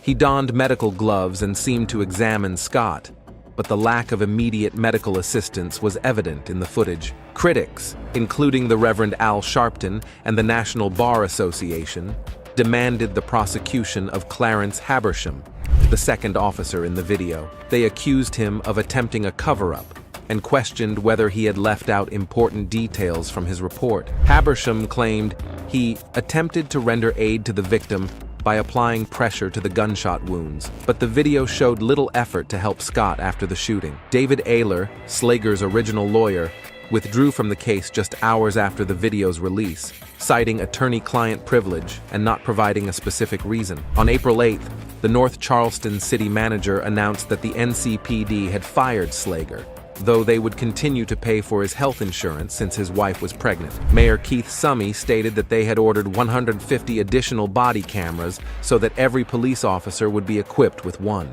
A GoFundMe campaign to raise money for Slager's defense was quickly shut down by the site, citing privacy concerns and a violation of terms and conditions. Walter Scott's funeral took place on April 11th at the WORD Ministries Christian Center in Somerville, about 20 miles from North Charleston. His death further ignited the national debate on race and policing, connecting it to other controversial police shootings of black men across the country. The Black Lives Matter movement protested Scott's death. In response, a bill in the South Carolina State House was renamed in Scott's honor to equip more police officers with body cameras. The Senate allocated $3.4 million to fund the purchase of 2,000 cameras for officers in the state. In May 2016, the Canadian Broadcasting Corporation released a short documentary film titled Frame 394 about the shooting. The documentary follows Daniel Vauchart, a Canadian cinematographer and image stabilization specialist who discovered evidence in frame 394 of the video that challenged the accepted narrative of the incident. Initially, Vauchart aimed to use the footage to indict Slager, convinced it showcased police corruption. However, upon closer inspection, he noticed that as Slager reached for his firearm, Scott appeared to be holding the taser. This observation potentially supported Slager's claim of fearing for his life. Vauchart shared this stabilized video with Slager's lawyer, Andy Savage, which played a significant role in Slager's trial. During the trial, Slager testified that he did not realize the taser had fallen behind him when he fired the fatal shots. After reviewing the video of Walter Scott's shooting, the police department acted swiftly. On April 7th, Officer Michael Slager was arrested and charged with murder. By June 8th, a South Carolina grand jury indicted him on this charge, which was the only one presented to them. Slager remained in jail without bail for nearly 9 months before being released on January 4, 2016, on a $500,000 bond. He was placed under house arrest until his trial, which started on October 31, 2016. However, on December 5th, the trial ended in a mistrial due to a deadlocked jury, with 11 of the 12 jurors favoring conviction. A retrial was set for August 2017, but state charges were dropped when Slager pleaded guilty to a federal charge. On May 11, 2016, Slager was indicted on federal charges, including violating Scott's civil rights and unlawfully using a weapon during the commission of a crime. He was also charged with obstruction of justice for claiming Scott was moving toward him with the taser when he fired. Slager pleaded not guilty, with a trial scheduled for May 2017. He faced up to life in prison if convicted. Then on May 2, 2017, Slager entered a plea agreement, pleading guilty to deprivation of rights under color of law. In return, the charges of obstructing justice and using a firearm during a crime of violence were dismissed. Finally, when the pages turned to December 7, 2017, U.S. District Judge David C. Norton sentenced Slager to 20 years in prison, ruling that the appropriate underlying offense was second-degree murder, despite the defense's argument for voluntary manslaughter. With no parole in the federal system, Slager is expected to serve around 18 years after credit for time served. He began his sentence in February 2018 at the Federal Correctional Institution, Englewood in Colorado. An appeal for a reduced sentence was denied in January 2019. As of 2023, Slager, identified as Federal Bureau of Prisons, BAR 312092-171, is still at FCI Englewood with an earliest possible release date of August 16, 2032. In mid-2021, he sought a reduction of his sentence, claiming his defense was incompetent and that he had not been involved in the plea negotiations. The court, however, upheld his sentence.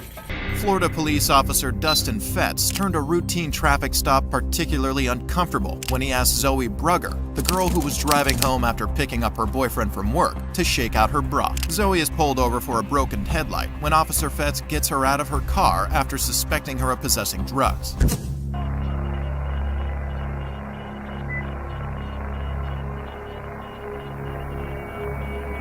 Fetz also turned off the dash cam microphone to prevent any audible evidence. He then proceeds to do the most disgusting thing, asking her to put her shirt up and shake out her bra in order to see if she's hiding any illegal stuff in there.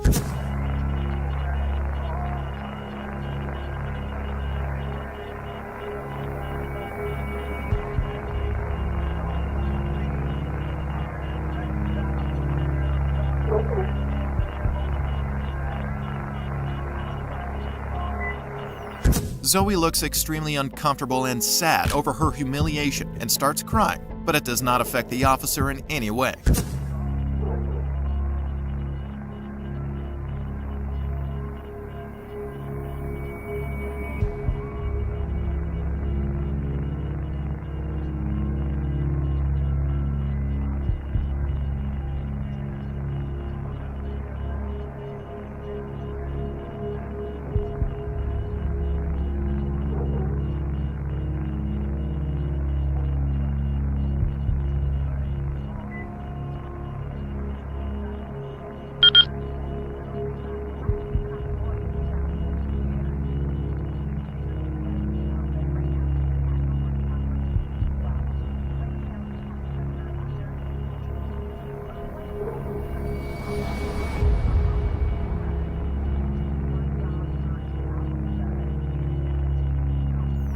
Thankfully, Zoe was paid a settlement of $25,000 by the city of Lakeland, and Fetz was suspended for 4 days, which made many people unhappy, as it looked unjust, but it was quite fair as he lost his reputation. This next cop is the perfect example of when a pervert becomes a cop. Oklahoma police officer D'Angelo Reyes was on a casual investigation duty for a murder suspect when he encountered a woman and suddenly found her attractive enough to start flirting with her. During the investigation, he asked the woman personal questions like her name and residence, and even tells his fake name to her to prevent any suspicion, but the body cam gets it all. Oh, okay. I mean, I heard some noise that direction, but I didn't. Okay. Oh, do you live around here? Yeah, I stay at the motel. Oh, which one? The studio. Oh, okay. What's your name? My name? I'm Eric. He just cannot stop himself right now and proceeds to hit on the woman in inappropriate ways, making her a little uncomfortable. You're sexy. Was that unprofessional of me? I don't know. I'm sorry, but I'm just like, damn. He then asks if she is free to meet him at night and if she has a room at the motel she is staying in. He even dares to turn the body camera off at this point. You just chilling tonight? Okay. If I'm wandering around, where should I wander?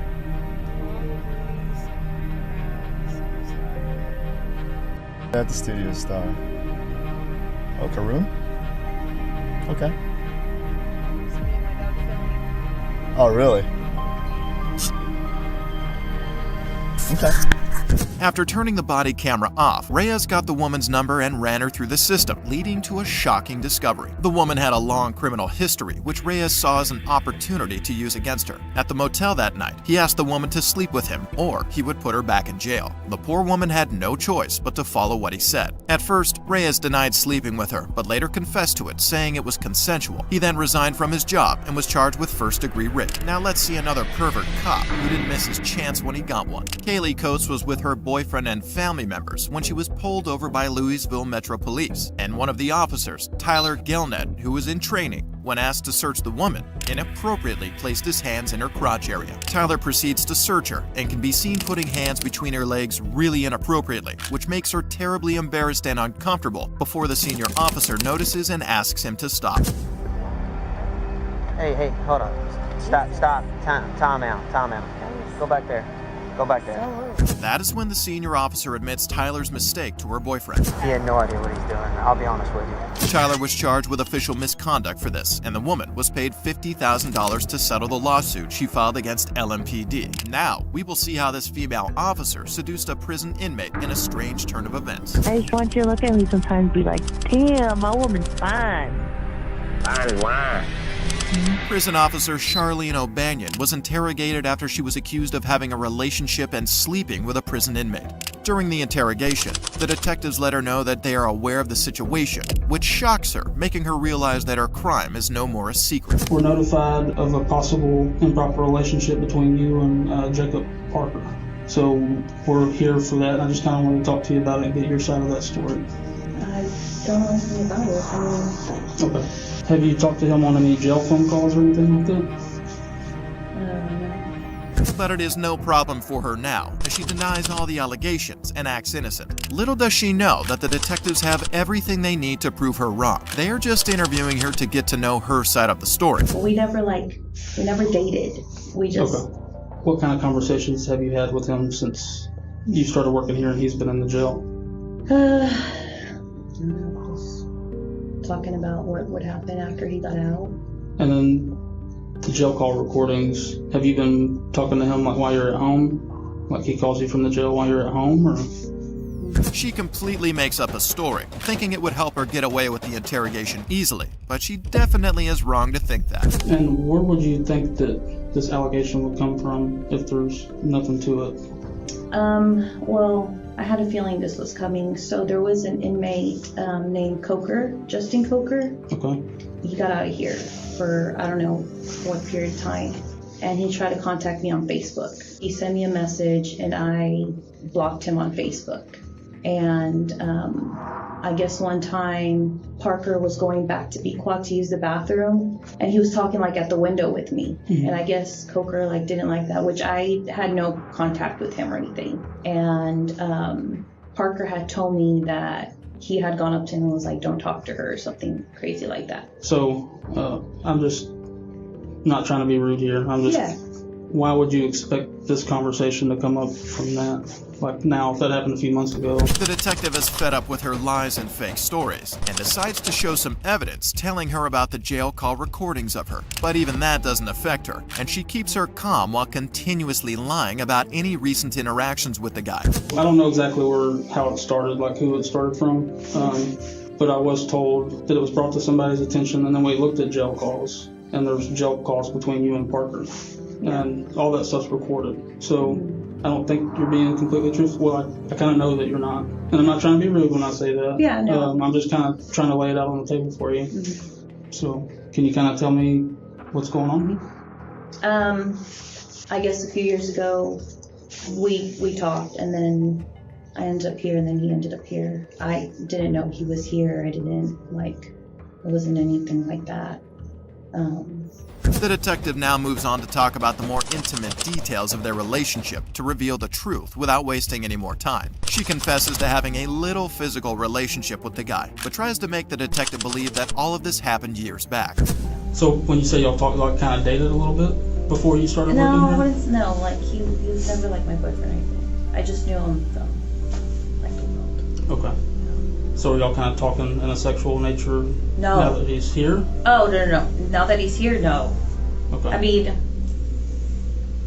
it's never been like phone sex or anything like that. Like that's not.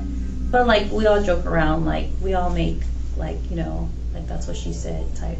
Yeah. Things, but it's never like. So what about some of these phone conversations? No, not here or the phone. No, I just mean conversations y'all are having on the phone. No. Since he's been in here. Like. Well, I'm not saying having phone sex, talking about sexual acts. From what I'm listening to on the calls, I take it as that you've given him oral sex at some point, is what I gather from these calls. No, that was like in the world, but we never dated. We just. Okay. But you've had physical relationship with him when y'all were both out. Yeah. Okay. That was before. Okay. But it was. We never like had sex or anything. It was just kind of like that.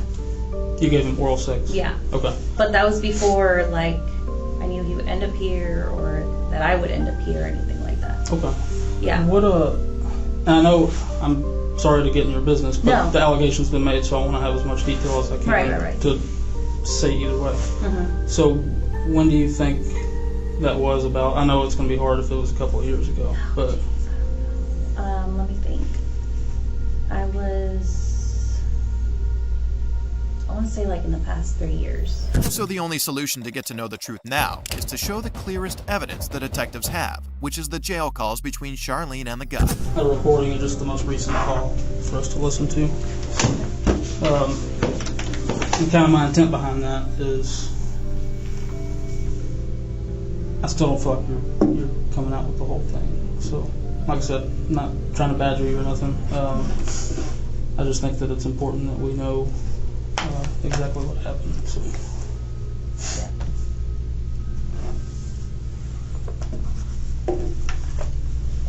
So initially you said you kind of like played it off like you hardly knew him. I mean, I didn't say I don't like I knew him. I just... Like, oh, you kind of like stood there and thought... Oh, right now, like, right now. Parker, yeah, I think he's in pot 6. But I just looked in the system, there was like almost 400 calls. So, between y'all. Yeah. You see where I'm coming from? Kind of how it would seem from my point of view? I mean, yeah, I hesitated a little bit, but...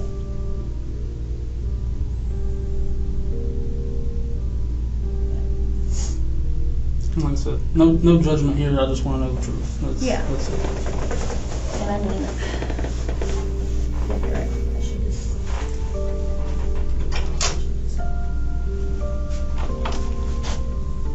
So before we go into all this, do you want to just tell me the truth?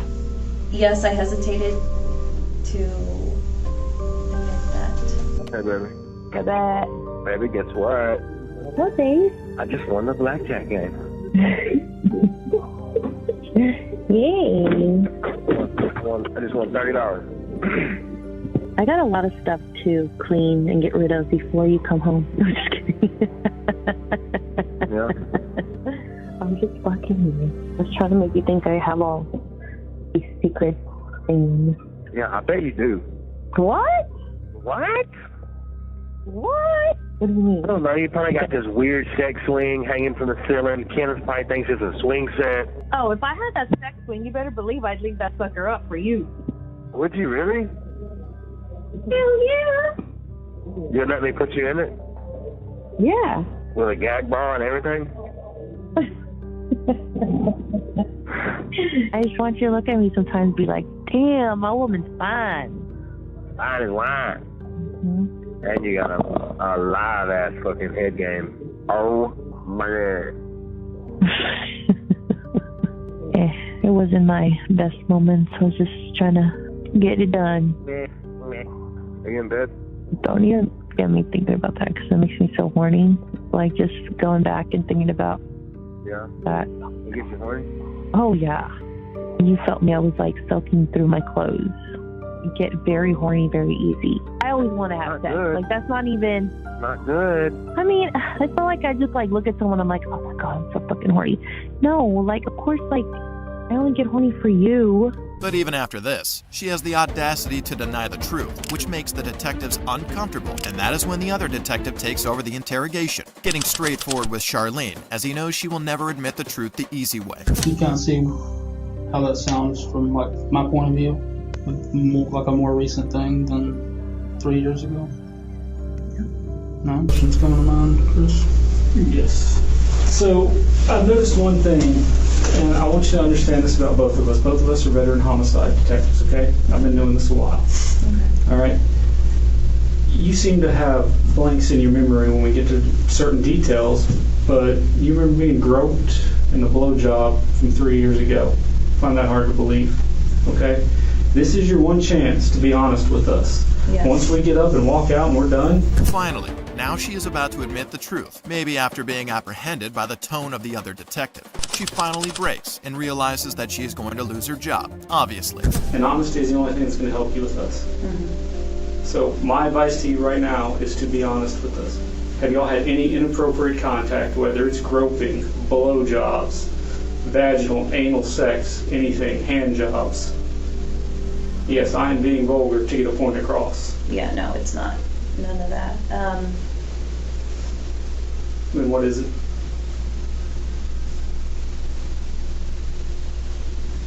I might have given him a blowjob in the back part of the... In the back part of the quad? Okay. How long ago was that? I don't know, a few months ago. A few months ago? How long have you worked here? Since April. Since April this year? Mm-hmm. Was he already here? He was right here. Okay. Do you know how long he's been here? I don't know. Don't know. Okay. Not at the top of my head. So a few months ago, you gave him a blowjob in the back of B. Is that correct? And that's B quad, correct? Were there any other witnesses to it? Okay. No. I'm just wondering because Like people standing around while I'm... Well, you work days, right? Yes. Were you working days at the time? Mm-hmm. That's why I'm asking. Was anyone around? Because I mean, everybody's up in daytime. Right. It's not like the jail. I'm gonna ask, but I feel like I know the answer. I'm losing my job. So that's not really up to me. Internal Affairs is aware of the allegations, and they will probably their investigation is separate from ours. That was not all. Losing the job was not the worst that happened to her, as she was sentenced to 100 days in prison. Hopefully, she's learning some life lessons there. Charlene was involved with one guy. On January 16, 2022, officers responded to a call from an unidentified individual who reported witnessing a 16-year-old named Jemiah stealing and fleeing with another teenager's iPhone. Upon arrival, police were informed that Jemiah had requested the phone from another teenager to contact her mother. But as soon as he obtained possession of the phone, he made a swift escape. Wait, because I thought they were going to walk past me. Give me the description one more time. It was like black shoes and like... White guy, black guy? Black guy. And it has like a green tag on it. Like it's you don't know him? Tag. I do not know him. About your age or what? He looks like he'll be like a grade above. Did he hit you or anything, or you just yank it out of your hand? He didn't. Like I let him. He said he wanted to call his mom. And knowing me, I'm a good person. I let him use it. But seconds later, he just books it off. Okay. Guards, bro. He's always the one that books it like across the street. Are you gonna press charges if we find him? Depends. No, I need to know right now. What were the charges? It's theft. Yeah. Okay. According to both the bystander and the person from whom he stole the phone, Jemiah appeared to be a decent individual, but later revealed his true intentions behind taking the phone. Additionally, the adult confirmed that he intended to press charges against Jemiah when asked by the officers. Start from the very beginning. I know you already told me, but now you're on body camera. Okay, I was walking like out of the school campus, which was like to the right, and then out of nowhere, I just feel a tap on my shoulder, and I put my headphones on. I was listening to music. I put my headphones on, and he's like, "Oh, can I call your phone to come around?" And that's when I just said, you know, I usually always let him happen because I know if I was in that situation, I would have wanted someone to let him right. So I gave it to him. I turned my AirPods off so he can use his phone. And then like, not even less than like 10 seconds, I just see him. He just runs across the street. Like even with cars coming towards him, he just runs it. Okay. I'm like, I don't know if it was kidding or not. So, and I just see him. He just looks back and keeps running. So that's when I just started running after him. Did you run across the street? No. It was just right over here. So he ran down here first and then eventually crossed the street? No, he ran and I ran after him. And then like, he was running down here. I was right behind him. He saw when he crossed the street and I yelled at him. I stopped him. Over here. With the full story in hand, it was now time to locate Jemiah and ensure that he faced the consequences for his actions. I got the right side. Hey, stop! Hey! Great location. I'm going to be driving through 314. I'm going to be in front of Garden. Stop! Police! Stop! He went back! You're there. The officer instantly exited the patrol car upon spotting a teenager matching the description provided by the victim. However, the suspect Jemiah once again fled the scene. But finally... Hey! Traffic 12, 10-12, in front of Joseph's. Lay down! I don't got name! Lay down! Hey, hi. Put your hands behind your back! I don't got name, bro. Do move! Hey. Do you hear me? Hey. I don't got name, bro. I don't got name. One in custody. Bro. Oh my God. What'd I do? What the f you your money for, dog? Because y'all chasing me for what? I ain't do nothing. Yeah, okay. Get up. I got nothing, bro. Get the f up. Jemiah was located by the officers and ultimately apprehended. But just wait until you hear his fabricated story and what he tells his mother. Okay, so listen, this is why you're being detained, okay? You're fitting the description of a suspect of a theft of a cell phone. That's why you're being detained right now. My phone is right there. Let me finish, okay? This Hey. is why you're... Let me explain something to you. Hey, if you run, you're getting taken. I'm not gonna run. All right, thank you. Making sure you understand that. What do I do? Can I tell my son? No. Despite his repeated inquiries about what he had done, Jemiah would later be informed by the police about his unethical actions. Can they get my stuff? Yes, we'll figure all that out. Okay.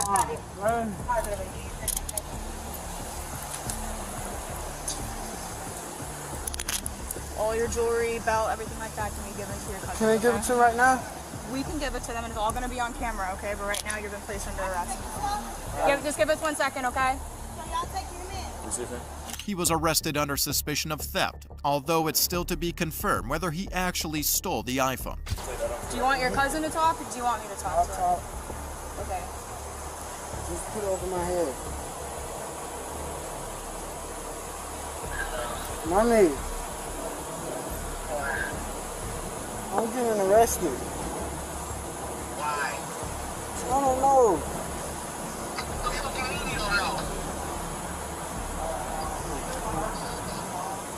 Where you at? I'm in Hunter's Garden. Why the fuck are you getting arrested? No, I don't know. Hi, this is Officer Erickson with Palm Beach Gardens. He called his mother, claiming ignorance about the reason for his arrest.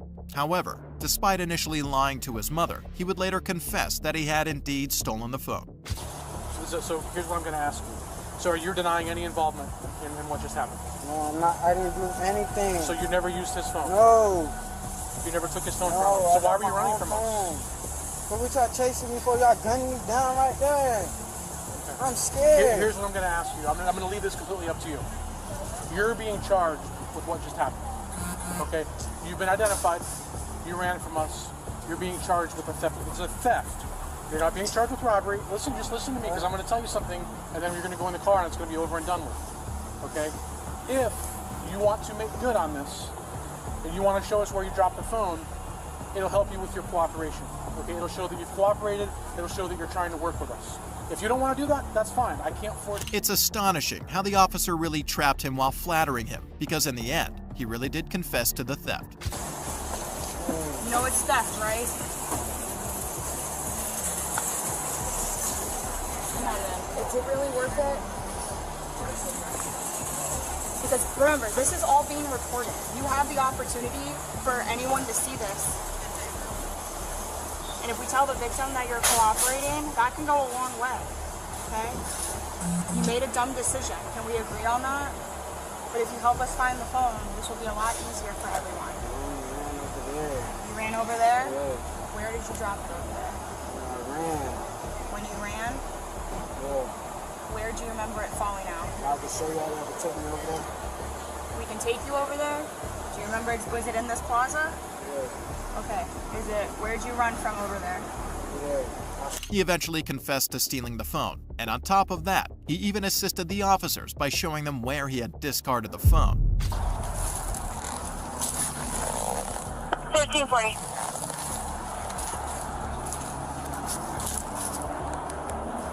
You know that guy, right? I've never. Okay. Listen, man. I mean, I always do. That's the thing, and they always return it back. And since it was at school, I'm pretty sure I didn't. If you want to help him out, tell him, hey, I'll dial the number on speakerphone for you and I'll hold it. If you need to call somebody. Yeah, and you hold it like this. Yeah. Yeah, I got it. Alright. Just chances. That side or? Huh? Yeah, wait for your phone. Yeah. It's a little damage, they say, because he tossed it. Oh, is it? Yeah, really? Well, that's it. We're going to just give it back. I grab it now? He said he did it, so. Is that phone? Yeah. Does it still work? I think he turned it off. He probably realized we were tracking him. That might just be your screen protector that's cracked. Yeah, that's still. Was that like that before? A little bit. Okay, but hopefully it's just the screen protector. But yeah, I can. I don't need the serial numbers and all that, right? Because we're not entering it. I don't need to like list. It's just okay. The victim retrieved their phone, and Jemiah was ultimately charged with resisting arrest and theft, with the theft charge being petty theft, valued between $100 and $750. Despite facing consequences, Jemiah was ultimately truthful about the incident in the end. For the last one, we have a similar case where a cop abused a woman during a traffic stop, and many others too. Did your penis go in her mouth? No, it did not. Okay.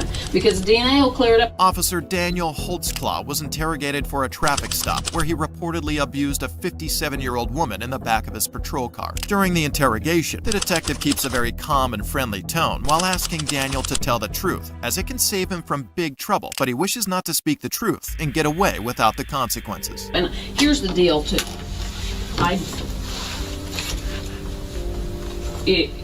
We can fall on the sword and say I screwed up or something, but if we say we didn't do it, and then the DNA comes back and says he did it, then we have a huge problem. The detective then finds out that the traffic stop on that day was totally unofficial and was not even recorded on the body camera, which is another big evidence. He then explains that traffic stop, and the detective gets his nervousness clearly along the way.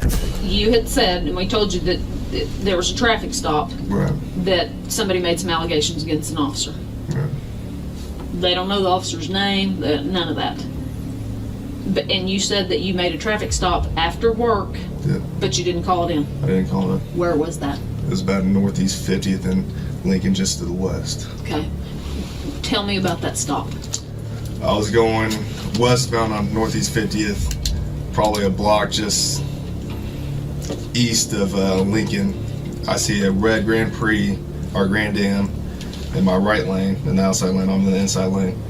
The car swerves, and so at the time I'm thinking, okay, it's probably a drunk person, or maybe got excited because they saw a cop. So I kind of fall behind it, kind of drifting just a little bit, not crossing lane lines, nothing crazy. So I lighted up because at first the traffic violation I saw at first when it swerved, and then made contact. It was a black female. Asked for license and insurance.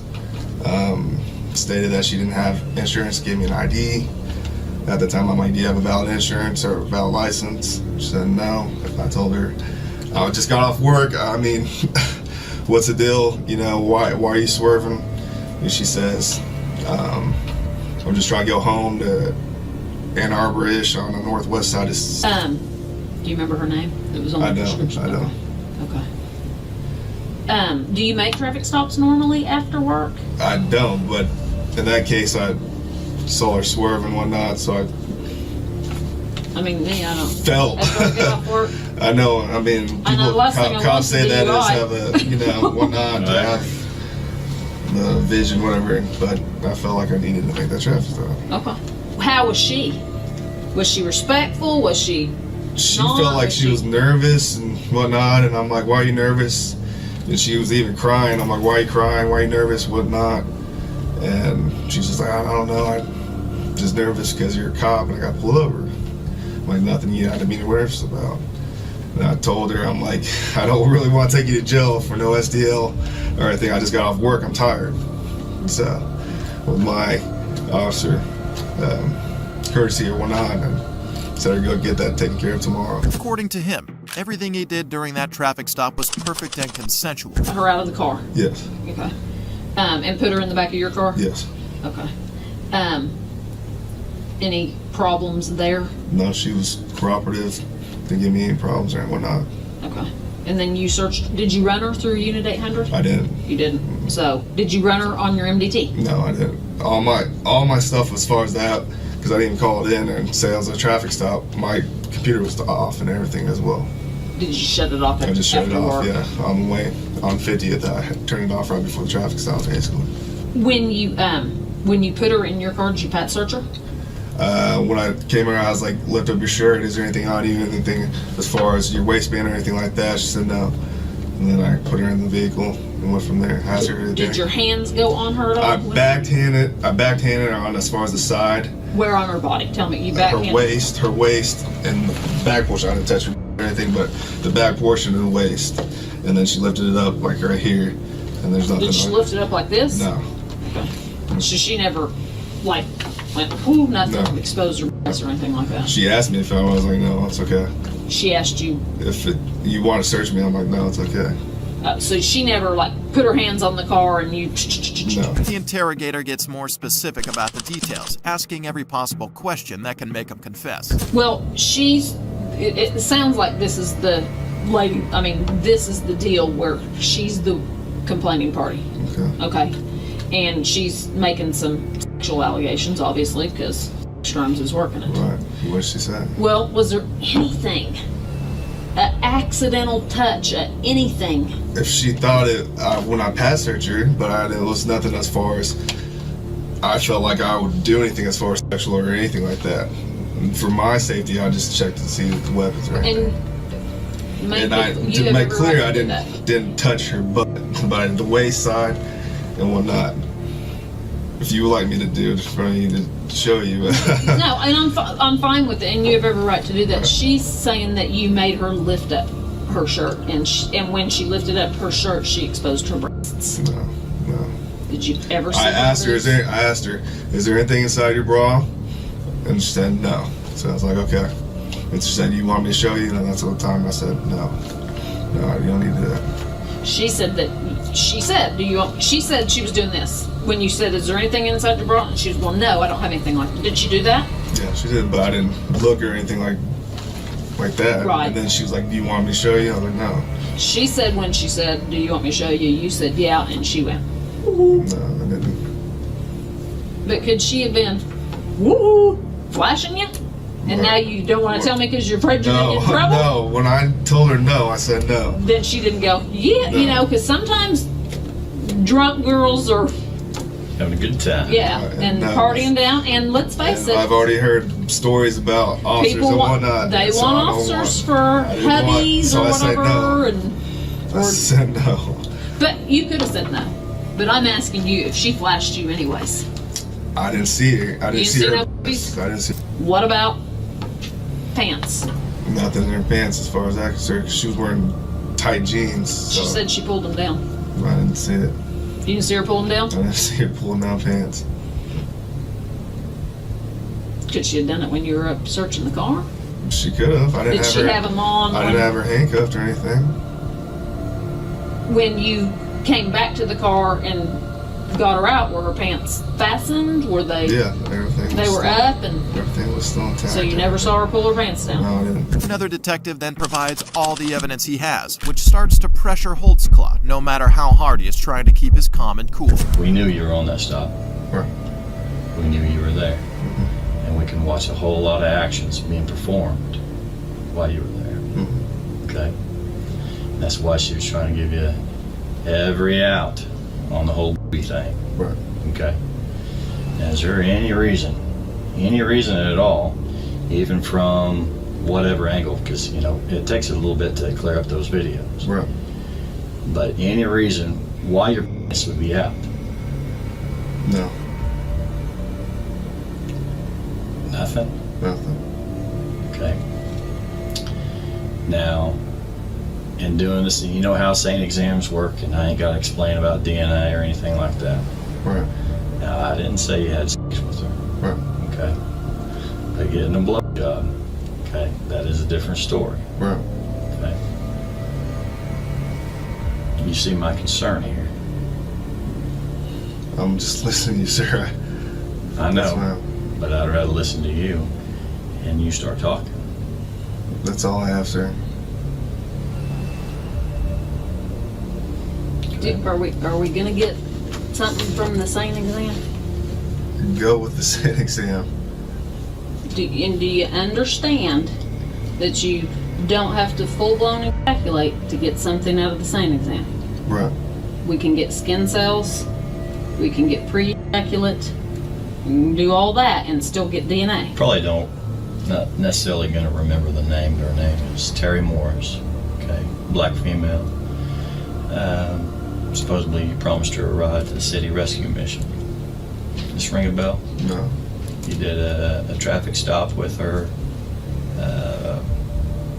She thought you ran her for warrants. Clicking. Drove her around. No. Name doesn't. I don't recall a name like that. She's claiming the same thing. The exact same thing. The detective keeps repeating the same question, hoping to get a different answer at some point, but instead gets frustrated by Daniel's continuous denial. Did your pants come unzipped, unbuttoned, anything while you were standing right there? No. CSI is processing your car right now. Right. And when we stepped out, they found some pubic hairs right in here. Could they be yours? No, that's not. I didn't pull my out. I didn't do anything right there. Did she? No. But do you think they could be? No, it's not. No. Nothing on mine. Your pubes couldn't be No. right there? No. Has your penis ever been out by your car? While I'm working? No. Not working. No. Have you ever had sex in the backseat of your car? I have not. Because, I mean, some people do. You know, I mean, I'm not saying forced, it's consensual sex. Right. So your penis has never been in your backseat? Is it possible any of this DNA shares? No. It's not. I would like to go at it. Not my DNA. Are those pubes going to be yours? No.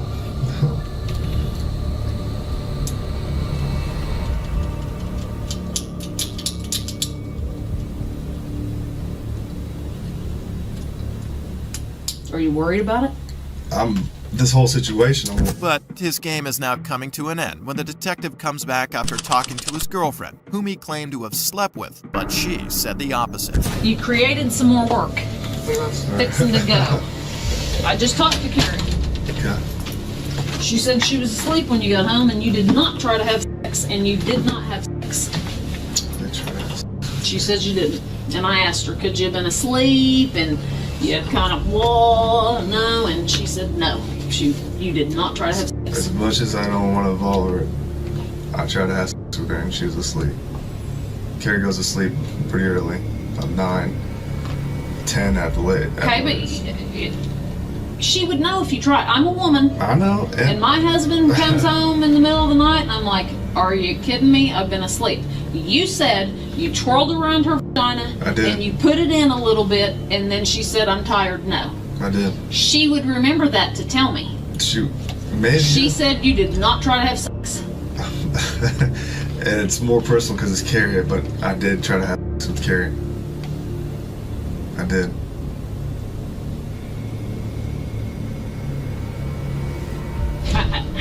I don't know what to say. I mean, because it just looks like I just caught you in a lie. And now I don't know what to believe. I'm telling you. I don't know what to believe. Okay.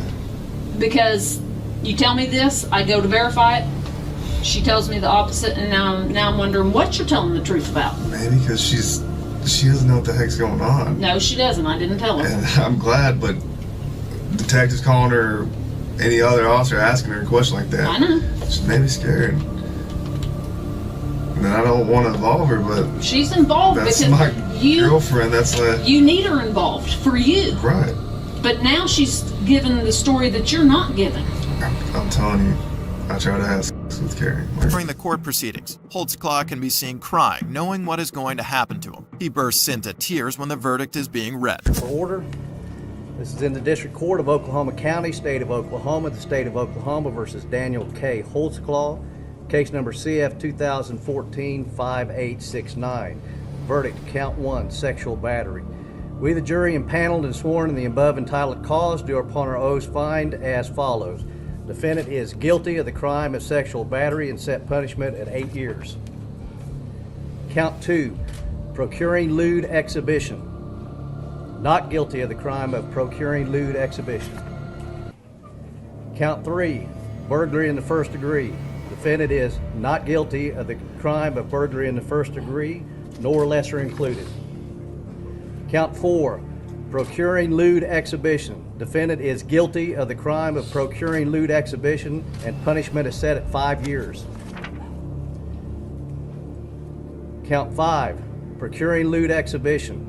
Defendant is guilty of the crime of procuring lewd exhibition, and punishment is set at 5 years.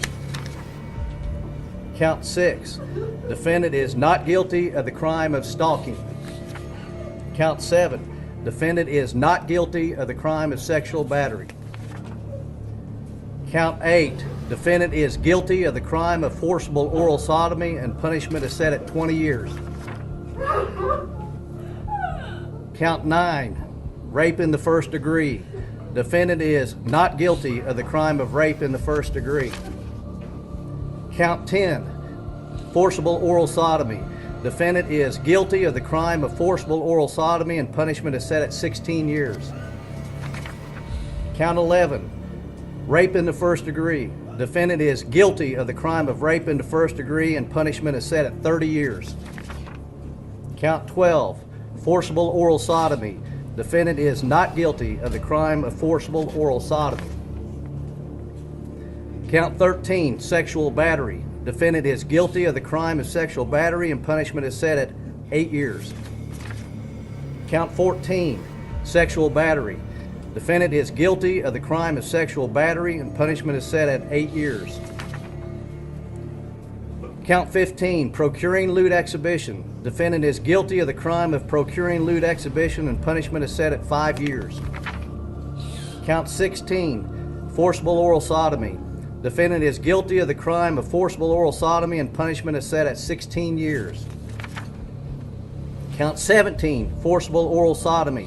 Defendant is not guilty of the crime of forcible oral sodomy. Count 18, procuring lewd exhibition. Defendant is not guilty of the crime of procuring lewd exhibition. Count 19, procuring lewd exhibition. Defendant is not guilty of the crime of procuring lewd exhibition. Count 20, rape in the first degree. Defendant is not guilty of the crime of rape in the first degree. Count 21, sexual battery. Defendant is not guilty of the crime of sexual battery. Count 22, sexual battery. Defendant is not guilty of the crime of sexual battery. Count 23, sexual battery. Defendant is not guilty of the crime of sexual battery. Count 24, forcible oral sodomy. Defendant is not guilty of the crime of forcible oral sodomy. Count 25, rape in the second degree by instrumentation. Defendant is not guilty of the crime of rape in the second degree. Count 26, indecent exposure. Defendant is not guilty of the crime of indecent exposure.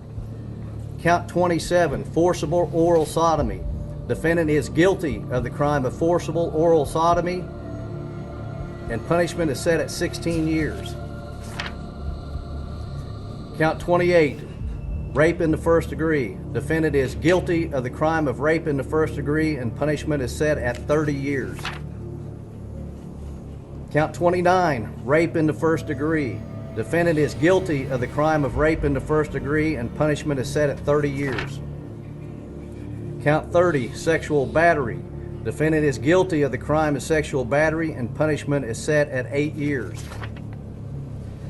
Count 31, rape in the second degree by instrumentation. Defendant is guilty of the crime of rape in the second degree and punishment is set at 12 years. Count 32, rape in the first degree. Defendant is guilty of the crime of rape in the first degree and punishment is set at 30 years. Count 33, sexual battery. Defendant is guilty of the crime of sexual battery and punishment is set at 8 years. Count 34, sexual battery. Defendant is guilty of the crime of sexual battery and punishment is set at 8 years. Count 35, defendant procuring lewd exhibition. Defendant is not guilty of the crime of procuring lewd exhibition. Count 36, procuring lewd exhibition. Defendant is not guilty of the crime of procuring lewd exhibition. Let me ask the jury, is this your verdict, so say you all?